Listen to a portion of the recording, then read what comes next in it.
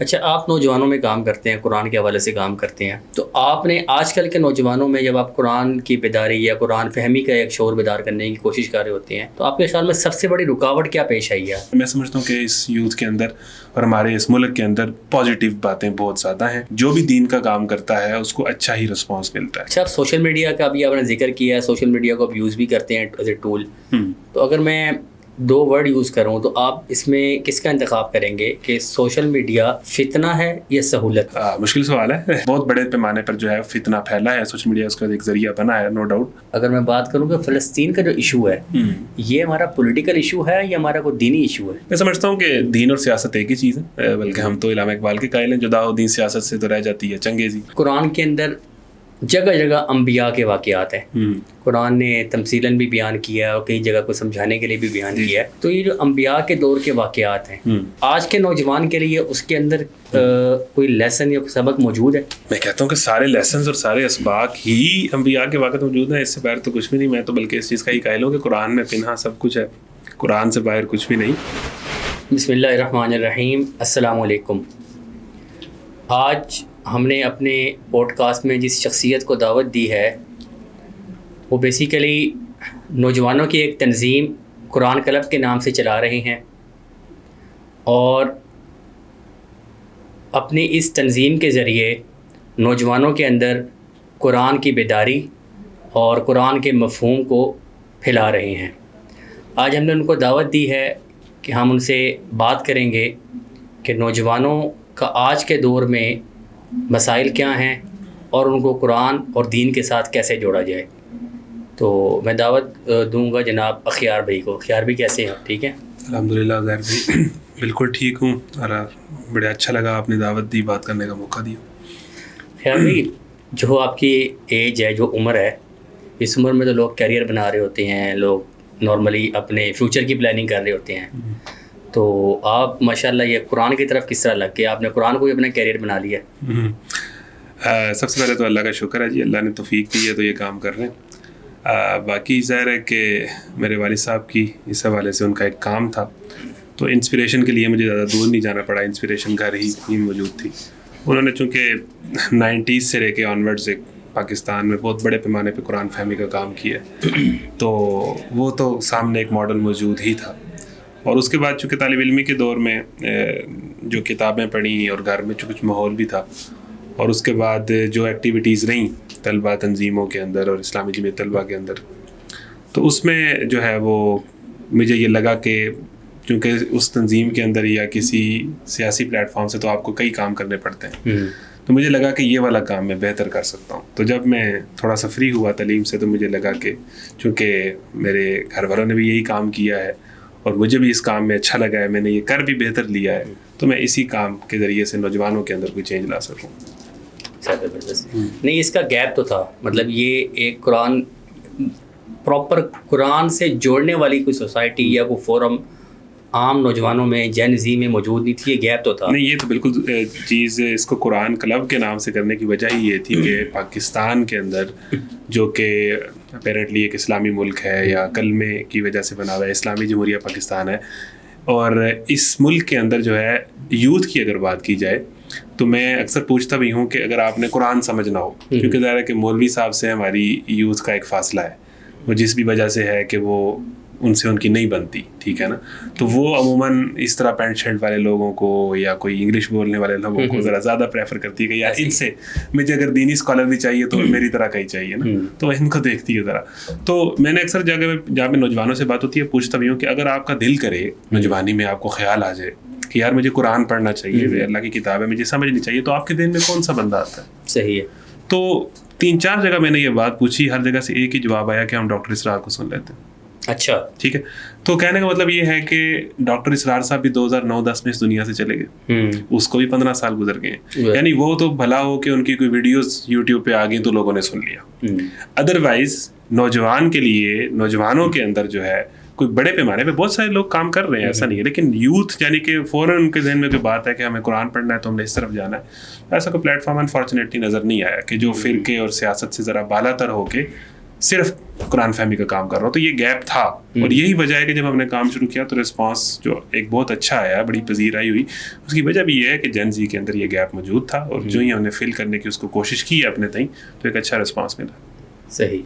اچھا, یہ اس کا جو آپ کا قرآن کلب ہے اس کا ایکچولی ویژن تو آپ نے کلیئر کر دیا ہے, تو اس کے کوئی خاص پروگرامات ہوتے ہیں یا کوئی آپ کا کوئی اسٹرکچر ہے یا آپ کیسے اس کو لے کے چلتے ہیں؟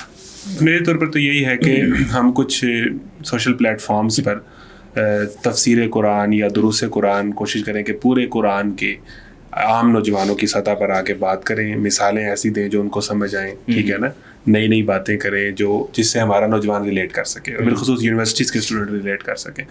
تو قرآن کے حوالے سے کورسز بھی اور تفسیر کے سیشنز بھی ہم سوشل میڈیا پر جتنا کر سکتے ہیں اچھے انداز میں کر سکیں, اور جتنے اچھے ویژولز اور اچھی آڈیوز کے ساتھ آگے چل کے ہم کو اللہ نے جتنا موقع دیا, وسائل دیے, تو ہم اس کو آنے والی نسل کے لیے, کیونکہ میں سمجھتا ہوں کہ دو ہی اب جو نسلیں جن زی ہے جو کہ اب بڑی ہو رہی ہے اور اب کہہ لیں کہ پریکٹیکل فیلڈ میں بھی بہت سارے لوگ جن زی کے آ چکے ہیں, اگلا دور ان کا ہے. اور یہ چونکہ انٹرنیٹ والی جنریشن ہے اور اس سے جو اگلا ورژن ہے, آپ کی بھی شادی ہوئی ہوئی ہے, میری بھی شادی ہوئی ہوئی ہے, آپ کے میرے تو 2 بچے بھی ہیں, تو اگلا جو ورژن ہے وہ جین الفا ہے. اور جین الفا وہ ہے کہ جس نے ٹیکنالوجی کو اپنے پریمیم ورژن کے اندر دیکھا ہے کہ جس میں اسمارٹ فونز آ چکے تھے اور سارا کچھ آ چکا تھا. اور اب جو اب ہمارے اللہ میں جو آگے جو اولاد ہوگی تو وہ جین بیٹا میں کہتے ہیں جا رہی ہے, تو انہوں نے اے آئی کا عروج دیکھیں گے جب وہ ہوش سنبھالیں گے. تو یہ جتنی تینوں جنریشن ہیں جو اگلے 10-15 سالوں کے اندر پوری دنیا سنبھال رہی ہوں گی, یہ ساری نیٹ سے کنیکٹڈ, انٹرنیٹ سے کنیکٹڈ ہے, ٹھیک ہے نا. اور یہ ان کے بیہیویئرز اور ریئیکشنز تھوڑے اور طرح کے ہیں, پچھلے جیسے نہیں ہیں, ٹھیک ہے نا. ان کا زیادہ وقت جو ہے گیجٹس کے ساتھ گزرا ہے یا گزرے گا. تو آپ نے انہی پلیٹ فارمز کے اوپر جو ہے اگر کوئی دین کے حوالے سے کام کرنا ہے تو ادھر میکسیمم آپ اچھا سے اچھا کام کر دیں. تو میں سمجھتا ہوں کہ سوال آپ کا میرے ذہن سے اندر سے نکل گیا کہ ابھی کا ہوا ہے کہ آپ کے جو بات کر رہے تھے کہ اس جنریشن کے لیے جو ہے ہم اچھے سے اچھا کام کر دیں کہ انہیں جب کسی کے ذہن میں کسی ٹائم خیال آئے کہ یار میں نے قرآن سمجھنا ہے تو ایک کلک کے وہ قرآن کو سمجھ سکے. صحیح. اچھا, آپ نوجوانوں میں کام کرتے ہیں, قرآن کے حوالے سے کام کرتے ہیں, تو آپ نے آج کل کے نوجوانوں میں جب آپ قرآن کی بیداری یا قرآن فہمی کا ایک شعور بیدار کرنے کی کوشش کر رہے ہوتے ہیں تو آپ کے خیال میں سب سے بڑی رکاوٹ کیا پیش آئی ہے؟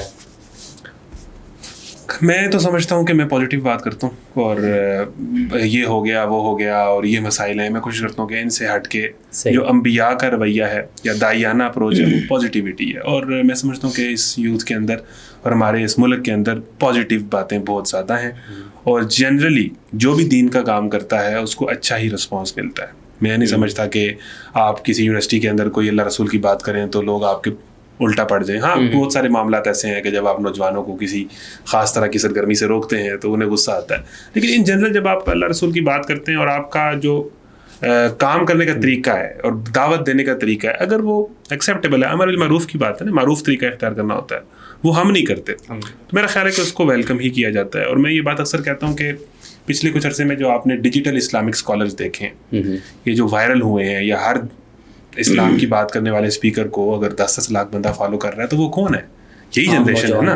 تو اگر ان لوگوں کو رسپانس ملا ہے, یونیورسٹیز میں جاتے ہیں, سیشنز ہوتے ہیں, لوگ سننا چاہتے ہیں, بلکہ اسلام والے تو آج کل سیلیبریٹی بنے ہوئے ہیں ایک طرح سے, جس طرح ہم پہلے فلم سے وابستہ لوگ سیلیبریٹی ہوتے ہیں, آج کل جو اسلام کی بات کرتا ہے وہ بھی سیلیبریٹی ہے, لوگ اس سے ملنا چاہتے ہیں, آٹوگراف لیتے ہیں. تو کون سی جنریشن ہے؟ یہ پازیٹیو بات ہے نا. جس جنریشن کو آپ بدتمیز کہتے ہیں, بے حیا کہتے ہیں, بے شرم کہتے ہیں, تو ان لوگوں کو بھی تو یہی جنریشن ہی فالو کر رہی ہے. تو میں سمجھتا ہوں کہ چیلنجز یا رکاوٹیں کم تھیں.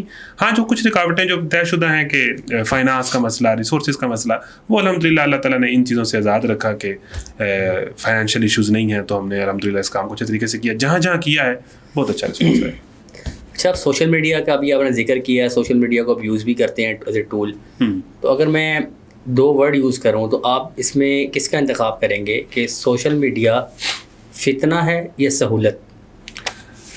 مشکل سوال ہے, لیکن سوشل میڈیا آبویسلی کہہ سکتا ہوں کہ دنیا میں جتنی بھی چیزیں ہیں, یہ نئی ڈیولپمنٹس ہوئی ہیں, وہ ظاہر ہے کہ اس کے اندر فتنہ بھی موجود ہے, ان کے اندر سہولت بھی موجود ہے. ہر چیز کے اندر خیر اور شر ہے. یہ دنیا خیر اور شر سے عبارت ہے. اللہ تعالیٰ نے خیر بھی رکھا ہے, شر بھی رکھا ہے. ہمارے اندر فَأَلْهَمَهَا فُجُورَهَا وَتَقْوَاهَا کہ ہمارے اندر اللہ تعالیٰ نے دونوں چیزیں ودیت کر دی, ٹھیک ہے نا. اب انسانیت کی معراج یہ ہے کہ وہ اپنے گند کو کنٹرول کر لے اور اپنی اچھائی کو جو ہے وہ پروموٹ کر کے اپنی شخصیت کو اس کے مطابق شیپ کر لے. تو جتنی بھی نئی ڈیولپمنٹس ہیں, آپ تلوار لے لیں تو وہ ڈاکو کے ہاتھ میں جائے گی, تو وہ ظلم کا استعارہ ہے. اور اگر وہ کسی حق کے آواز بلند کرنے والے کے ہاتھ میں جائے گی تو وہ مظلوموں کی آواز ہے. تو آپ تلوار سے شروع کریں, چھری پر آ جائیں, چھری سے شروع کریں, ٹی وی پر آ جائیں, سینما پر آ جائیں, ٹیکنالوجی پر آ جائیں, تو یہ خیر و شر سے عبارت ہے. ہاں اس موضوع پہ بات کی جا سکتی ہے کہ ہماری جنریشن نے اس سے ایز اے فتنہ مستفید ہوئی ہے کہ ایز اے نعمت مستفید ہوا ہے. تو میں سمجھتا ہوں کہ یہاں پر بہت بڑے پیمانے پر جو ہے فتنہ پھیلا ہے, سوشل میڈیا اس کا ایک ذریعہ بنا ہے, نو ڈاؤٹ. لیکن یہ ہے کہ یہ بات بھی ساتھ ہی کی جانی چاہیے کہ ہر چیز میسر ہے. ہم نے خود ہی طے کرنا ہوتا ہے کہ آپ یوٹیوب پہ بیٹھے بیٹھے ایک کلک پر دین سیکھ سکتے ہیں, قرآن پڑھ سکتے ہیں, کوئی اسکل سیکھنی ہو آپ سیکھ سکتے ہیں. تو میں سمجھتا ہوں کہ خیر اور شر ہر چیز کے اندر ہے, اور سوشل میڈیا کو دیکھا جائے تو اگر اس کو ایز اے نعمت یوٹیلائز کیا جائے تو یہ کسی نعمت سے کم نہیں ہے, اور ایز اے شر اگر اس کے اندر آپ نے جانا ہے تو اس سے بڑا شر کوئی نہیں, اس سے بڑا شر کوئی نہیں. اچھا ابھی ہم سوشل میڈیا کی بات کر رہے ہیں, ایک اس سے ضمن کوشچن ہے کہ سوشل میڈیا پہ آج کل کو پتہ ہے کہ شیئرنگ اور وائرل ہونے کا ایک دور ہے. اب ہم لوگ اکثر کیا کرتے ہیں, کوئی بھی چیز ہم دیکھتے ہیں اور اس کو ہم شیئر کر دیتے ہیں. اچھا بینگ آڈینس شیئر کر دیتے ہیں, اور اگر بینگ آپ کانٹینٹ کریٹر ہے, کوئی کانٹینٹ اگر آپ اپلوڈ کرتے ہیں تو اس کی تھم لائن پہ کچھ لکھا ہوتا ہے, اندر کچھ اور ہوتا ہے. بالکل ٹھیک. تو اگر ہم بات کریں دین کی تو کیا یہ جھوٹ کے زمرے میں نہیں آتا؟ اور اگر ہم شیئرنگ کرتے ہیں تو جو ایک حکم بھی ہے دین کا کہ آپ تحقیق کر لیا کرو, پہلے تحقیق کیے بغیر آپ کوئی بات آگے نہ پہنچاؤ. تو اگر اس زمرے میں بات کی جائے تو کیا آپ کے خیال میں یہ رویہ ٹھیک ہے یا غلط ہے؟ میں نے اس لیے موبائل نکالا, آپ کی بات بڑی اہم تھی. ابھی پچھلے دنوں میں نے اپنے ایک چینل پہ ایک حدیث شیئر کی کہ نبی صلی اللہ علیہ وسلم نے فرمایا کہ جو آنے والے سال ہوں گے نا جی, یہ دھوکے کے سال ہوں گے. ایک وقت آئے گا کہ جو دھوکے کے سال ہوں گے اور ان میں جھوٹے کو سچا اور سچے کو جھوٹا سمجھا جائے گا, ایمانت دار کو جو ہے وہ خائن سمجھا جائے گا اور خائن کو ایمانت دار سمجھا جائے گا, اور روبیزہ بھی باتیں کرنے لگے گا. کون سی باتیں؟ روبیزہ ایک لفظ بولا نا, صحابہ نے پوچھا کہ روبیزہ کیا ہے, فرمایا کہ بیوقوف آدمی بھی عوام کے اہم معاملات میں باتیں کرنے لگ پڑے گا. بیوقوف آدمی بھی, یہ قرب قیامت میں ہوگا کہ بس وہ پیارا ہے, یا بس اس کے چلنے کا انداز ایسا ہے, یا بس اس کے پاس لینڈ کروزر ہے اور وہ وائرل ہو گیا ہے, اور اس کے بعد وہ دنیا کو جینے کے طریقے سمجھا رہا ہے. تو بیوقوف آدمی بھی عوام کے معاملات میں بولے گا اور عوام اس کو ہاتھوں ہاتھ لے گی. تو یہ دجل کا دور ہے جس کے اندر ہم زندہ ہیں, یہ نو ڈاؤٹ. اور جس طرح آپ نے آیت کا حوالہ بھی دے دیا سورہ حجرات کی کہ جب تمہارے پاس کوئی فاسق خبر لے کے آئے تو تحقیق کر لیا کرو. اور اسی طریقے سے ایک حدیث بھی آتی ہے کہ جب آدمی کے جھوٹا ہونے کے لیے یہی کافی ہے کہ وہ بغیر تحقیق بات کو آگے پھیلائے. اس سوشل میڈیا کے دور میں پرابلم یہ ہے کہ ہم پرانے دور میں تو آپ 4 بندوں کو بات کہہ دیتے تھے, آپ نے یہاں ویڈیو پوسٹ کرنی ہے اور اس کو ہزاروں لوگوں نے دیکھ لینا ہے, آپ نے واٹس ایپ اسٹیٹس لگانا ہے اس کو 100-200 لوگوں نے دیکھ لینا ہے, اور آپ نے کسی گروپ میں ایک چیز فارورڈ کرنی ہے تو وہ آگے سے ملٹیپل ٹائمز فارورڈ ہو جانی ہے. تو ہمیں اندازہ ہی نہیں ہے کہ سوشل میڈیا کے آنے سے ہم خیر اور شر کی بات کر رہے ہیں سوشل میڈیا کی, کہ آپ کے گناہ کا امپیکٹ کتنا زیادہ ہو سکتا ہے جب آپ ایک غلط چیز شیئر کرتے ہیں یا مس انفارمیشن شیئر کرتے ہیں. اور انفارچونیٹلی ہماری کنٹینٹ کی جو انڈسٹری ہے وہ مس انفارمیشن پر ہی چل رہی ہے. کوئی ایسی بات کرو, بلکہ ہم کنٹینٹ کریشن کو جانتے ہی ہیں کہ کوئی نا کنٹینٹ کے اندر کوئی ایسی لازمی بات کر دو کہ عوام آپ کو گالیاں دے یا عوام آپ سے اختلاف کرے, یا کوئی جان کی غلطی کر دو کہ لوگ کمنٹ میں آپ کو کریکٹ کریں, ٹھیک ہے نا. تو جب کمنٹ زیادہ آئیں گے تو انگیجمنٹ ہوگی تو ریچ ہوگی, ٹھیک ہے نا. اور ہک لگیں, ایسی کوئی ویڈیو ٹائٹل لگا دیں کہ وہ بات ہی نہ ہو جو ویڈیو کے اندر ہو رہی ہے, یا مطلب کوئی ایسی بات آپ کر رہے ہو جو اندر نہ ہو, تو بنیادی طور پر لوگ اس کو ہاتھوں ہاتھ لیتے ہیں. یعنی کہ جھوٹ ہاتھوں ہاتھ بکتا ہے, دجل ہاتھوں ہاتھ بکتا ہے. سچی بات جو ہوتی ہے چونکہ وہ جذباتی بات نہیں ہوتی, وہ پورا انالیسز ہوتا ہے, وہ سننے کا مزہ نہیں آتا, اس سے ڈوپامین نہیں ملتا ہے, ٹھیک ہے نا. وہ ایک پھیکی سی بات ہوتی ہے, اب اس کا کیا مزہ, یا جس میں آپ نے کسی کو ادھیڑا نہ ہو یا کسی کو لتاڑا نہ ہو تو پھر کیا مزہ. وہ ایک کیلکولیٹڈ سی بات ہوتی ہے, تو وہ لوگوں کو پسند نہیں آتی. تو اس جنریشن میں جہاں ہم نے اس کی بات کرتے ہیں تو ہم جو چیز دیکھنا چاہتے ہیں, جو چیز سننا چاہتے ہیں, جب تک ہمیں مزہ نہ آئے, لطف نہ آئے, ہم اس کو اسکپ کر دیتے ہیں. اور یہ ایک فتنہ ہے کہ ہم سچ نہیں سننا چاہتے, ہم مزیدار بات سننا چاہتے ہیں, چاہے وہ جھوٹ ہو, جس میں مزہ آئے. تو یہ اس کی وجہ سے جو ہے یہ جھوٹ مزید پھیلنا شروع ہو گیا ہے. تو میرا خیال ہے کہ اسلام بیلنس پرسنالٹی کی بات کرتا ہے, اور یہ بڑی اچھی بات ہے کہ آپ پروپوگینڈا جو ہوتے ہیں, لیکن وہ جو واقعہ جس کا آپ حوالہ دے رہے ہیں نا, اس میں بیک گراؤنڈ میں واقعہ یہ ہے کہ کسی بندے نے مشہور کر دیا کہ فلانے قبیلے نے زکوٰۃ دینے سے انکار کر دیا. تو نبی کریم صلی اللہ علیہ وسلم واقعات میں آتا ہے کہ نبی صلی اللہ علیہ وسلم باقاعدہ اس جھوٹی خبر کی وجہ سے انہوں نے ایک دستہ روانہ کرنے لگے یا کر دیا کہ جا کے بھائی ان سے زکوٰۃ لیں, یعنی ان پہ روانہ کر دیا، ایک باقاعدہ جنگ کے لیے روانہ کر دیا. تو پھر انہیں خبر ملی کہ یہ جھوٹی خبر تھی. یعنی اس پروپوگینڈا وہ ایسا تھا کہ نبی کریم صلی اللہ علیہ وسلم بھی اس کے نتیجے میں ایک بڑا فیصلہ کر بیٹھے. یہ آپ بات سمجھتے ہیں میں کیا بات کر رہا ہوں؟ تو پروپوگینڈا یا ایک جھوٹ ایسی چیز ہوتی ہے کہ جو ہر کسی کو اپنی ذات میں لے سکتی، ہر کسی کو اپنی ذات میں لے سکتی. اور ہم پروپوگینڈے کے دور میں زندہ ہیں، ہمارے جو ایجنڈاز ہیں وہ پروپوگینڈس کے تھرو چلتے ہیں. ٹھیک ہے نا؟ تو جھوٹ کے دور کے اندر، فتنے کے دور کے اندر کیا لے رہے ہیں، کیا بات ہے، اور اس کو کیسے شیئر کرنا ہے، اس کو پروسیس کرنا ہے، اس کو سننا ہے. میرا خیال ہے کہ جو سمجھدار لوگ اگر آپ کے پلیٹ فارم سے ہماری بات سنیں تو اس کے پیچھے نہ جائیں کہ یہ بات سنی جائے گی، اس کے پیچھے جائیں کہ یہ بات ٹھیک ہے کہ غلط ہے. یہ چیز اگر آپ کر لیں گے تو آپ باقی دنیا میں، یہ دنیا تو ایسی ہی رہنی ہے، آپ کی اپنی پرسنالٹی میں بیلنس آنے کے لیے یہ چیز بڑی ہے. اچھا، کانٹینٹ تو بننا ہے، دور کانٹینٹ کا ہے، کانٹینٹ چلنا بھی ہے، کانٹینٹ لوگوں نے شیئر بھی کرنا ہے، یوتھ نے، جین زی نے، آپ نے ابھی ذکر بھی کیا ہے. تو اس کا آج کے دور میں، اس ماڈرن دور میں آپ کے نزدیک اسلامک کیا وے ہو سکتا ہے؟ کیسے کانٹینٹ کی شیئرنگ کو پرکھا جائے یا کیسے کانٹینٹ کو بنایا جائے؟ وہی اگر آپ اس میں بات کرنا چاہیں.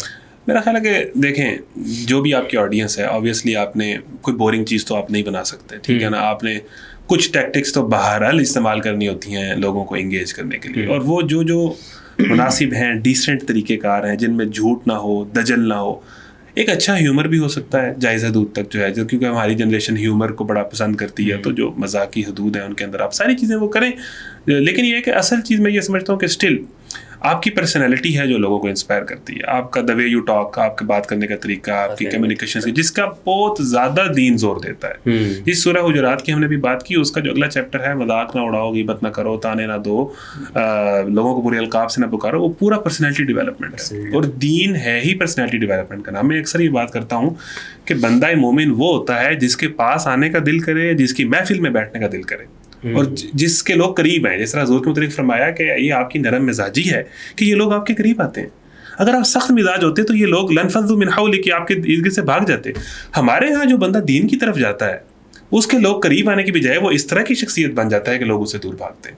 تو کوئی مسئلہ تو اس کے اندر بھی ہوگا نا، کہ دین آپ کی شخصیت سازی کرنا چاہتا ہے، آپ کو ایسی شخصیت بنانا چاہتا ہے کہ آپ کو دیکھیں تو لوگوں کو خدا یاد آئے. لیکن آپ جب دین کی طرف آتے ہو، یہ جتنے لوگ جوانی میں توبہ کرتے ہیں تو یہ پتہ نہیں کیا بن جاتے ہیں، فتویٰ باز بن جاتے ہیں، یا وہ ایسے بن جاتے ہیں کہ لوگ ان کے قریب نہیں آنا چاہتے. تو بہرحال آپ کچھ اپنے اداؤں پہ بھی ذرا غور کریں نا کہ آپ کون سا دین سمجھ رہے ہیں. ٹھیک ہے نا؟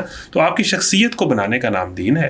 اور جو آپ کا سوال تھا کنٹینٹ کریشن، تو میرا خیال ہے کہ اصل چیز آپ کی پرسنالٹی ہے. آپ کی پرسنالٹی، آپ کی بات اور آپ کی باتیں. اور یہ بات بھی کی جانی چاہیے کہ جو باوزن بات کرتے ہیں اور جو نپی تلی بات کرتے ہیں اور جن کی بات میں کوئی ڈیپتھ ہوتی ہے، ایسا نہیں ہے کہ ان لوگوں کو کوئی رسپانس نہیں ملتا.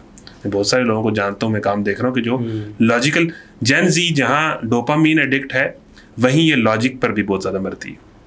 آپ نے پچھلے کچھ عرصے میں دیکھا ہے، ایون ہمارے ہاں دین کے لوگ بھی جو بات کرتے ہیں، جو لاجیکل بات کرتا ہے اس پر لوگ بہت جاتے ہیں، اور جو جذباتی باتیں کرتے ہیں یہ جنریشن اس کو ایکسیپٹ نہیں کرتی. تو یہ بات تو ہے نا یار، یعنی جہاں ڈوپامین والا مسئلہ ہے وہاں پر لاجک بھی اس جنریشن کے اندر پورے طریقے سے اس کو ویلکم کیا گیا ہے. تو یہ ایک ایسی چیز ہے کہ جس کا آپ یوٹیلائز کر سکتے ہیں، اس کا فائدہ اٹھا سکتے ہیں. باقی آپ کا کام کرنے کا انداز اور بات کرنے کا انداز میرا خیال ہے کہ ایسی چیز ہے کہ جو کر سکتا ہے. وہ ساری حدود ہے کہ دین کی جتنی حدود ہے نا ان میں برکت ہے. ہم کہتے ہیں کہ سچ جس طرح ہے نا کہ سچ نجات دیتا ہے، جھوٹ جو ہے وہ ہلاک کرتا ہے. وہ تھوڑا ٹائم لگ جاتا ہے، ٹائم ٹیکنگ پروسیس ہے، لیکن اللہ تعالیٰ جو بندہ کمیٹیڈ ہو کے اگر ٹھیک راہ پہ رہے نا، اور جو سے شارٹ کٹ سے جو نظر آ رہے ہیں نتائج ان پر نہ جائے، تو کچھ دیر بعد جو سکسیس اس کو ملتی ہے وہ کئی طرح کے شارٹ کٹوں سے جو ہے وہ بہتر ہوتا ہے. ایسی. اچھا، آپ نوجوانوں میں کام کرتے ہیں. آج کل کے نوجوان اگر ہم بات کریں دینی بیداری کی یا دین کے ساتھ لگاؤ کی یا دین فہمی کا ورڈ بھی ہم یوز کر سکتے ہیں، آج کے دور کے نوجوان میں اور آج سے اگر ہم 30-40 سال کے نوجوان میں کی بات کریں تو آپ کا کیا خیال ہے، کس میں زیادہ دین کی فہمی یا دین بیداری تھی؟ ہم نے پچھلی جنریشنز کو تو نہیں دیکھا زیادہ، کیونکہ ہم بھی 90s والے ہی ہیں. ایسے ہی ہے. تو میں سمجھتا ہوں کہ اویئرنیس بہت کم تھی اس سے پہلے، اور جو ہمارے پیرنٹس گزرے ہیں 60s 70s والے، انہوں نے اپنے بچوں کو بہت سختی کی ہے. ٹھیک ہے نا؟ بہت معاملہ اس طرح کرا ہے، اب بھی ہے، لیکن یہ ہے کہ اس دور میں تو بہت ہی زیادہ یہ معاملہ تھا. تو وہ ایک جو جہاں یہ جنریشن کنفیوز ہے، وہاں وہ بھی بہت کنفیوز اور نا بڑے خوفوں کے اندر رہنے والی وجہ سے، یا خول کے اندر آپ کہہ سکتے ہیں کہ وہ جو ہے وہ جنریشن ہماری رہی ہے اس سے پہلے والے. اور اویئرنیس نام کی کوئی چیز نہیں تھی، اور دین سے لگاؤ چونکہ بے حیائی معاشرے میں اس طرح نہیں پھیلی تھی سوشل میڈیا کے تھرو, تو یہ کہنا کہ وہ بڑے مطلب دین سے لگاؤ والے تھے, دین سے وہ تھے, وہ معاملہ میرا خیال ہے کہ اس طرح نہیں تھا. ٹھیک ہے, دین سے محبت تو مجموعی طور پہ ہماری قوم کے اندر پائی جاتی ہے, لیکن دین کا علم یا پریکٹیکلی دین پر ہونے والا ایسا معاملہ پہلے بھی نہیں تھا. وہ جہالت بہت زیادہ تھی, ٹھیک ہے نا, اور اس طرح کے معاملات تھے. لیکن میں یہ سمجھتا ہوں کہ پچھلی جنریشن سے اس جنریشن میں یہ فرق یہ ہے کہ وہ جن عقائد کے ساتھ جڑ گئی تھی یا جن باتوں کو ان کو بتا دیا گیا تھا وہ اس سے ہٹنے کے لیے ریڈی ایسے ہی ہے. ٹھیک ہے نا, یہ جنریشن جو ہے یہ بہرحال ان کے سامنے آپشنز بھی بہت زیادہ ہیں, اور اس چیزوں کو پچھلی چیزوں سے بغاوت کرنے کا اس کے اندر حوصلہ ہے. ٹھیک ہے نا, جو پچھلی کہہ رہے ہیں کہ اسٹیریوٹائپس ہیں یا کچھ بڑے بڑے بت ہیں جو ہمارے معاشرے میں کچھ چیزوں کو لے کے بنائے گئے تھے, اگر آپ ان کو دلیل سے کوئی بات سمجھائیں تو یہ اس کو توڑنے کے صحیح خوف نہیں ہے ان کے اندر. وہ بہت خوفوں میں پلے بلے ہوتے, اور یہ اس جنریشن کا یہ ہے کہ بہت ساری نئی چیزیں ٹرائی کرتے ہیں. وہ یہ تھا کہ جس چیز کے ساتھ اسٹک ہو گئے 20-30 سال اسی میں ہی لگا دیجیے.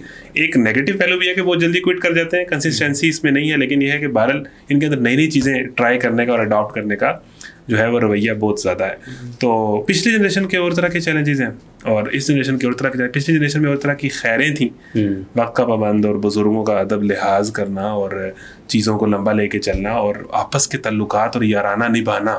یہ اس جنریشن میں بہت مطلب اب تو ہم ظاہر ہے کہ موبائل ہمارا بہترین دوست ہے, تو وہ چیزیں ان میں زیادہ تھی. یعنی میں سمجھتا ہوں کہ جو میں بات اکثر جب بھی ہم جنریشنز کا کمپیریزن کرتے ہیں نا, میں یہ اس جنریشن کو ہمیشہ یہ کہتا ہوں کہ آپ بلینڈ ماڈل بنیں. صحیح, آپ ٹریڈیشنل سکلز اور ماڈرن سکلز کا اگر بلینڈ بن گئے تو آپ مقدر کے سکندر ہیں. جین زی کا مسئلہ یہ ہے کہ ہماری بہت ساری روایتی چیزوں کو یہ بغاوت کے نام پہ چھوڑ بیٹھی ہے, لیکن ہمارے ہاں جو پرانی چیزیں نا, رشتہ داروں سے تعلقات نبھانا, لحاظ کرنا, ادب کرنا, کنسسٹنسی ہونا, ٹھیک ہے نا, اور اس کے ساتھ جو یہ نئی چیزیں, اگر آپ ٹریڈیشنل سکلز اور ماڈرن سکلز کا بلینڈ ماڈل بن گئے نا, تو جین زی بھی آپ کے آگے کچھ نہیں ہے اور پچھلی جنریشن بھی آپ کے آگے کچھ نہیں ہے. تو پچھلی جو روایات ہیں ان کو لے کے نئی چیزوں کو اڈاپٹ کر کے کوئی حسین امتزاج بنے تاکہ آپ جو ہے مارکیٹ کو کریش کر دیں. میں تو یہ سمجھتا ہوں. صحیح. اچھا, قرآن کے اندر جگہ جگہ انبیاء کے واقعات ہیں.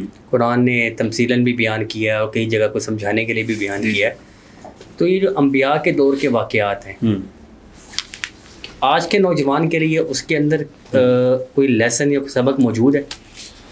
میں کہتا ہوں کہ سارے لیسنز اور سارے اسباق ہی انبیاء کے واقعات موجود ہیں, اس سے باہر تو کچھ بھی نہیں. میں تو بلکہ اس چیز کا ہی قائل ہوں کہ قرآن میں پنہا سب کچھ ہے, قرآن سے باہر کچھ بھی نہیں. تو یہ جو انبیاء کے واقعات ہیں نا, جن کا آپ نے چلے حوالہ دے ہی دیا ہے, اگر ان کو صحیح طریقے سے پورٹری کر دیا جائے اور جین زی کی جو موجودہ ضروریات ہیں ان کو مد نظر رکھتے ہوئے یہ کہانی, دیکھیں اللہ تعالیٰ نے اسٹوری ٹیلنگ کے افیکٹو ٹول کو استعمال کیا ہے قرآن میں. صحیح, ٹھیک ہے نا. اس کا مطلب یہ ہے کہ جب آپ اسٹوری سناتے ہیں, آج کی کنٹینٹ انڈسٹری کے اندر بھی کہانی کا ایک بڑا رول ہے نا, ٹھیک ہے نا. پھر جو ڈراماز ہیں, فلمز ہیں, سیزنز ہیں, اللہ تعالیٰ نے جو اسٹوری ٹیلنگ کے افیکٹو ٹول کے ذریعے سے جو اسٹوریز سنائی ہیں نا, یا جو اسٹوریز بتائی ہیں, میں کہتا ہوں کہ آج کے بڑے بڑے فلموں اور سیزنز کی اسٹوریز پر یہ بھاری ہیں اگر یہ بیان کر دی جائے. یعنی ان میں سسپینس بھی ہے, ان میں کلائمیکس بھی ہے, ان میں جو ہے ہیرو کہاں تھا اور الٹیمیٹلی کہاں تک پہنچا, اور ہیرو کے سامنے جو ولن تھا وہ کتنا پاورفل تھا اور کس طرح اسے گھٹنے ٹیکنے پہ مجبور کیا. وہ ساری ایک کتاب میں تو میں نے یہ بھی پڑھا کہ دنیا میں جتنی کہانیاں لکھی گئی ہیں وہ قرآن کی کہانیوں کے ماڈل سے چوری کی گئی. اچھا, ہاں, مطلب میں نے یہ بات پڑھی, یہ ٹھیک ہے غلط ہے, غلط ہے, تو اس میں ہر وہ چیز موجود ہے اگر وہ بیان کی جائے. دیکھیں نا کہ آپ کسی بھی کہانی کو اٹھا لیں, اس میں وہ سارے فیکٹرز آپ کو نظر آئیں گے جس سے آج کی بہت ہی وائرل سٹوری کریٹ ہو سکتی ہے. لیٹس سپوز حضرت آدم جو ہیں, مطلب دا مومنٹ فرشتے ان کو سجدہ کر رہے ہیں, اور وہ جو جتنی اس سے پہلے دنیا ایگزسٹ کرتی تھی وہ ان کے آگے سجدہ ریز ہے, اور دا نیکسٹ مومنٹ وہ اسی جنت سے نکالے جا رہے ہیں. ٹھیک ہے نا, اور وہ معاملہ کہاں سے کہاں تک پہنچا ہے. تو یہ کہانی حضرت موسیٰ کی کہانی نکلے کہ وہ جو بندہ کسی ایسے بندے سے بچنا چاہتا ہے کہ جو اس کی حکومت کے تخت کو گرائے گا, فرعون کے تخت کو گرائے گا, وہ بندہ خود اس بندے کو اپنے گھر میں پالتا ہے, خود اس کو گھر میں پالتا ہے, گود لے کے پالتا ہے. بالکل ایسے ہی. ٹھیک, کہانی کا ایک مطلب لیول. یا پھر جس طرح حضرت یوسف کی اگر آپ کہانی پڑھیں تو مطلب کنعان کے ایک گاؤں سے نکلنے کہ جہاں کی پولیٹکس صرف یہاں تک محدود تھی کہ ابا جی صرف یوسف سے زیادہ ہم کو محبت دے دیں, یہ اتنا سا ان کا گول تھا. اس کے لیے انہوں نے اتنا بڑا اسٹیپ لیا. وہ اسٹیپ اتنا فائدہ مند ثابت ہوا یوسف علیہ السلام کے لیے کہ وہ وہاں سے نہ نکلتے تو مصر کے بادشاہ تو نہ بنتے. ٹھیک ہے نا. تو کنعان ادروائز وہ کنعان ہی رہ جاتے. لیکن ایک بڑی میٹروپولیٹن سٹی کے اندر جانا اور وہاں جگہ بنانا اور اس کے بعد مصر میں حکومت کرنا اور بنی اسرائیل کا وہاں پر شفٹ ہو جانا, ٹھیک ہے نا, تو کہاں سے کہاں. اور پھر اس کے بعد انہیں کا آ کے آپ کو یہ بھی ایک وہی لیول ہے کہ جن سے آپ کلام کر رہے ہیں 30 سال بعد یا 20 سال بعد, وہ جو 10 لوگ ہیں انہیں نہیں پتا کہ جس سے ہم بات کر رہے ہیں جو مصر کا بادشاہ ہے وہ ہمارا بھائی. تو قرآن کی کہانیوں کے اندر کئی لیولز ہیں. اور اصل بات یہ ہے جس کو جو میں قرآن سے کرنا چاہتا ہوں کہ قرآن کی کہانیوں کے اندر جو نہیں ہے وہ کیا ہے, جو آج کی کہانیوں میں ہوتا ہے, آج کی فلمز اور ڈراماز میں ہوتا ہے. قرآن کی کہانیوں کے اندر جو ہے نا جذباتی چیزوں کو ضرورت سے زیادہ ایکسپلائٹ کر کے آپ کو رلانے کی طرف نکلا گیا. یعنی یہاں پر دکھی ہوا جا سکتا ہے کہ یوسف کو کنویں میں پھینکا گیا, ایموشنل سین بنتا ہے, پیچھے ایک دکھی گانا بھی لگنا چاہیے, ٹھیک ہے نا, ہو سکتا ہے نا. بالکل. یہاں کو ایسا کچھ نہیں ہوا. یا حضرت یعقوب اگر بنائی رو رہے ہیں اور وہ ساری کیفیات ہیں, اللہ تعالیٰ نے اس کو صبر جمیل کہہ کے کہ صبر کی اور صبر کی بھی کمال کر دی, بات ختم کر دی. یا حضرت آدم جب نکالے جا رہے ہیں تو وہ جو کیفیت ہے, یا حضرت موسیٰ جب دریا میں بہائے جا رہے ہیں, جن ماں جو دل پہ پتھر رکھ کے کر رہی ہے, وہ جو کیفیت, ان پہ زیادہ زور نہیں دیا. یا آج کی کہانیوں میں ہیرو بات کرنے کا طریقہ اور ڈانس کرنے کا طریقہ اور یہ کیا ہے, اس کی شکل کیسی. حضرت یوسف کے متعلق کہا جاتا ہے نا دنیا کے سب سے خوبصورت انسان ہے. کہاں بیان ہوا ہے ان کا حسن سورہ یوسف کے اندر کہ ان کی ناک ایسی تھی, یا ان کا حسن تو بیان نہیں ہوا. ہم نے زور ان کے حسن پہ دیا, یا ہمیں وہ بعد میں وہ زلیخا اور ان کی شادی کروانے کا شوق ہے کیونکہ آج کل ہم سٹوریز میں کرا رہے ہوتے ہیں کیونکہ ہمارا مزاج ہی لو سٹوری کا ہے. لیکن قرآن کی کہانیوں میں جو نہیں ہے نا, وہ غیر ضروری جذبات میں الجھا کے آپ کو رلانا یا ہنسانا نہیں ہے, کیونکہ اس سے آپ کی پرسنالٹی میں کوئی مزہ آپ کو آتا ہے, آپ کی پرسنالٹی نہیں بنتی, ٹھیک ہے نا. اسی طریقے سے جو ہے غیر ضروری واقعات کے اس نے جب اس کو دیکھا اور پھر ایسے ہوا, ان پہ زور نہیں ہے. کام کی بات کے جس سے امپیکٹ سوسائٹی کے اوپر ہو رہا ہے, فیملی کے اوپر ہو رہا ہے, آپ کے ان پر زور ہے. تو جو قرآن نے کہانیاں بیان کی ہیں نا, ان کہانیوں سے آج کل جو ہم کہانیاں بناتے ہیں اور اس کی بنیاد پر پوری انڈسٹری چلاتے ہیں, انہیں دیکھیں کہ اس پہ زور کس پہ ہے کہ اس شخصیت سے آپ نے مورل گائیڈنس کیسے لینی, ٹھیک ہے نا, کیونکہ اس کائنات کا مقصد اخلاقی ہے. تو اس لیے میں یہ بات کہتا ہوں کہ جب اللہ تعالیٰ کہتا ہے کہ میں نے دنیا کو اس لیے بنایا, زندگی موت کو اس لیے بنایا, خلق الموت والحیات, تاکہ میں دیکھوں کہ تم میں سے اچھے اعمال کون کرتا ہے. تو جب کائنات کی تخلیق کا مقصد مورل ہے نا, تو اس دنیا میں ہونے والے کسی ایونٹ کا مقصد امورل نہیں ہونا چاہیے. پھر آپ کائنات کے بگر مقصد سے الائن نہیں ہو رہے. جب کریشن آف مین کائنڈ کا مقصد مورل ہے, تو پھر اس کائنات کے اندر ہونے والے کسی ایکٹ کا, کسی ایکٹیویٹی کا, کسی ایونٹ کا, کسی فنکشن کا یا کسی ایکٹ کا مقصد امورل نہیں ہونا چاہیے. آپ کائنات کے مقصد سے بغاوت کریں گے. نہیں, اصل میں آپ نے ابھی یہ سارا بیان کیا ہے, قرآن کے اندر یہ ساری کہانیاں موجود ہیں, قصے موجود ہیں. میرا اصل میں کوشچن یہ تھا کہ اس کے آج کے نوجوان کا جو آج کے دور کے اندر اس کی امپلیمنٹیشن ہے. دیکھیں نا, ایک آپ کوئی بھی کہانی, چلیں حضرت یوسف کی مثال لے لیتے ہیں کہ حضرت یوسف کے اندر فیملی پالیٹکس, ٹھیک ہے, اور باپ کا بچوں کو یہ ہونا, پیرنٹنگ پہلی آیت سے شروع ہو جاتی ہے کہ باپ کا بچوں سے تعلق کس طرح کا ہو, اور وہ ان کی بات, جس طرح یوسف کہتے ہیں کہ میں نے خواب دیکھا. سب سے پہلے وہ اپنا خواب کس کو سناتے ہیں؟ عموماً ہمارے ہاں بہن بھائی اپنی باتیں ایک دوسرے سے شیئر کرتے ہیں, امی ابو سے چھپاتے ہیں. یہ بات تو آپ جانتے ہیں. ایسے ہی حضرت یوسف کا بیسٹ فرینڈ کون ہے؟ باپ. جس سے وہ, یعنی جو ان کے ذہن میں پہلا بندہ آیا, ایک غیر معمولی خواب جو ان کے زندگی میں ہوا, سنانے کے لیے the first person came in his mind, وہ ان کے والد, his father.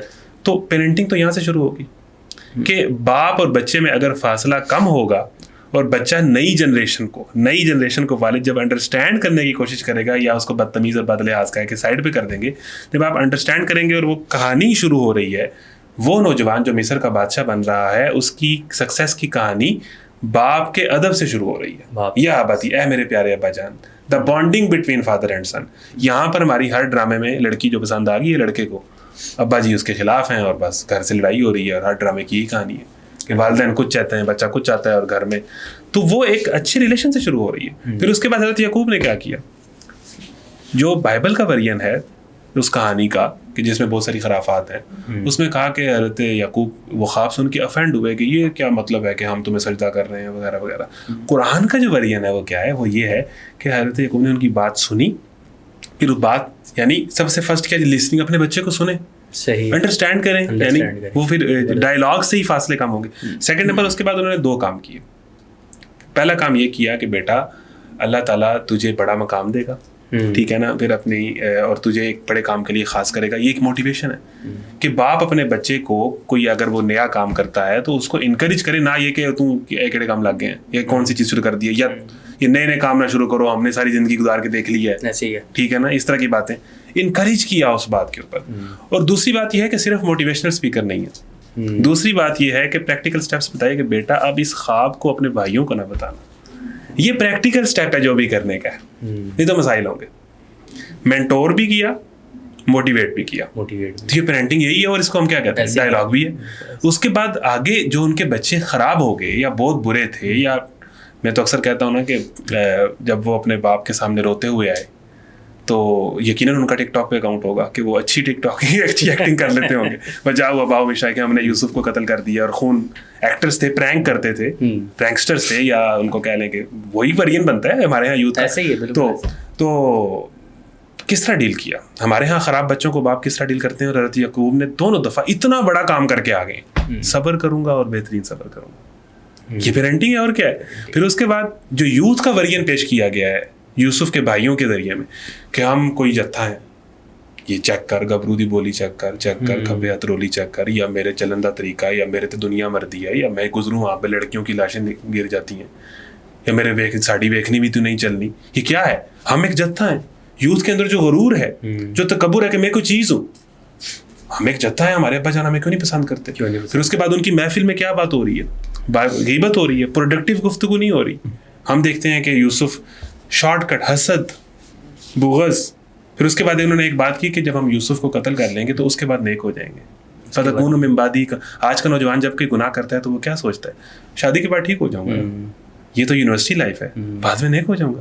ابھی تو یعنی وہ غلط کنسیپٹ آف دین یا غلط کنسیپٹ آف توبہ کہ توبہ صرف اس لیے ہو کہ میں ہر کام کری جاؤں. توبہ بالکل اللہ معاف کرے گا, اللہ رحم الرحیمین ہے, اللہ تعالیٰ سمندر کی جھاگ کے برابر گناہوں کو معاف کرے گا. لیکن یہ کنسیپٹ کہ میں کر لوں گا اور یہ کرنے کی عمر ہے اور اللہ مجھے معاف کر دے گا, نہیں. وہ ساری باتیں جو آج کی یوتھ میں ہیں, ٹائم نہیں ہے, 200% وہ ساری حضرت یوسف کے بھائیوں کے اندر تھی.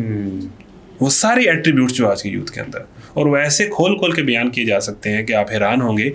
یہ اللہ کی کتاب ہے, یہ کریٹر کی کتاب ہے, اور اس نے یہ ساری کہانیاں, ان کو وہ لوگ کہتے تھے اساطیر, یہ تو اگلے وقتوں کی کہانی ہے, جو اس کو مانتے نہیں تھے. جو ان کہانیوں کو پڑھتے ہیں ان کو اس کہانی کے اندر ایک ایک کمیونیکیشن اسکل حضرت یوسف کی کہانی کے اندر ہے, پیرنٹنگ یوسف کی کہانی کے اندر ہے, problems of youth and psychology of youth حضرت یوسف کی کہانی کے اندر ہے.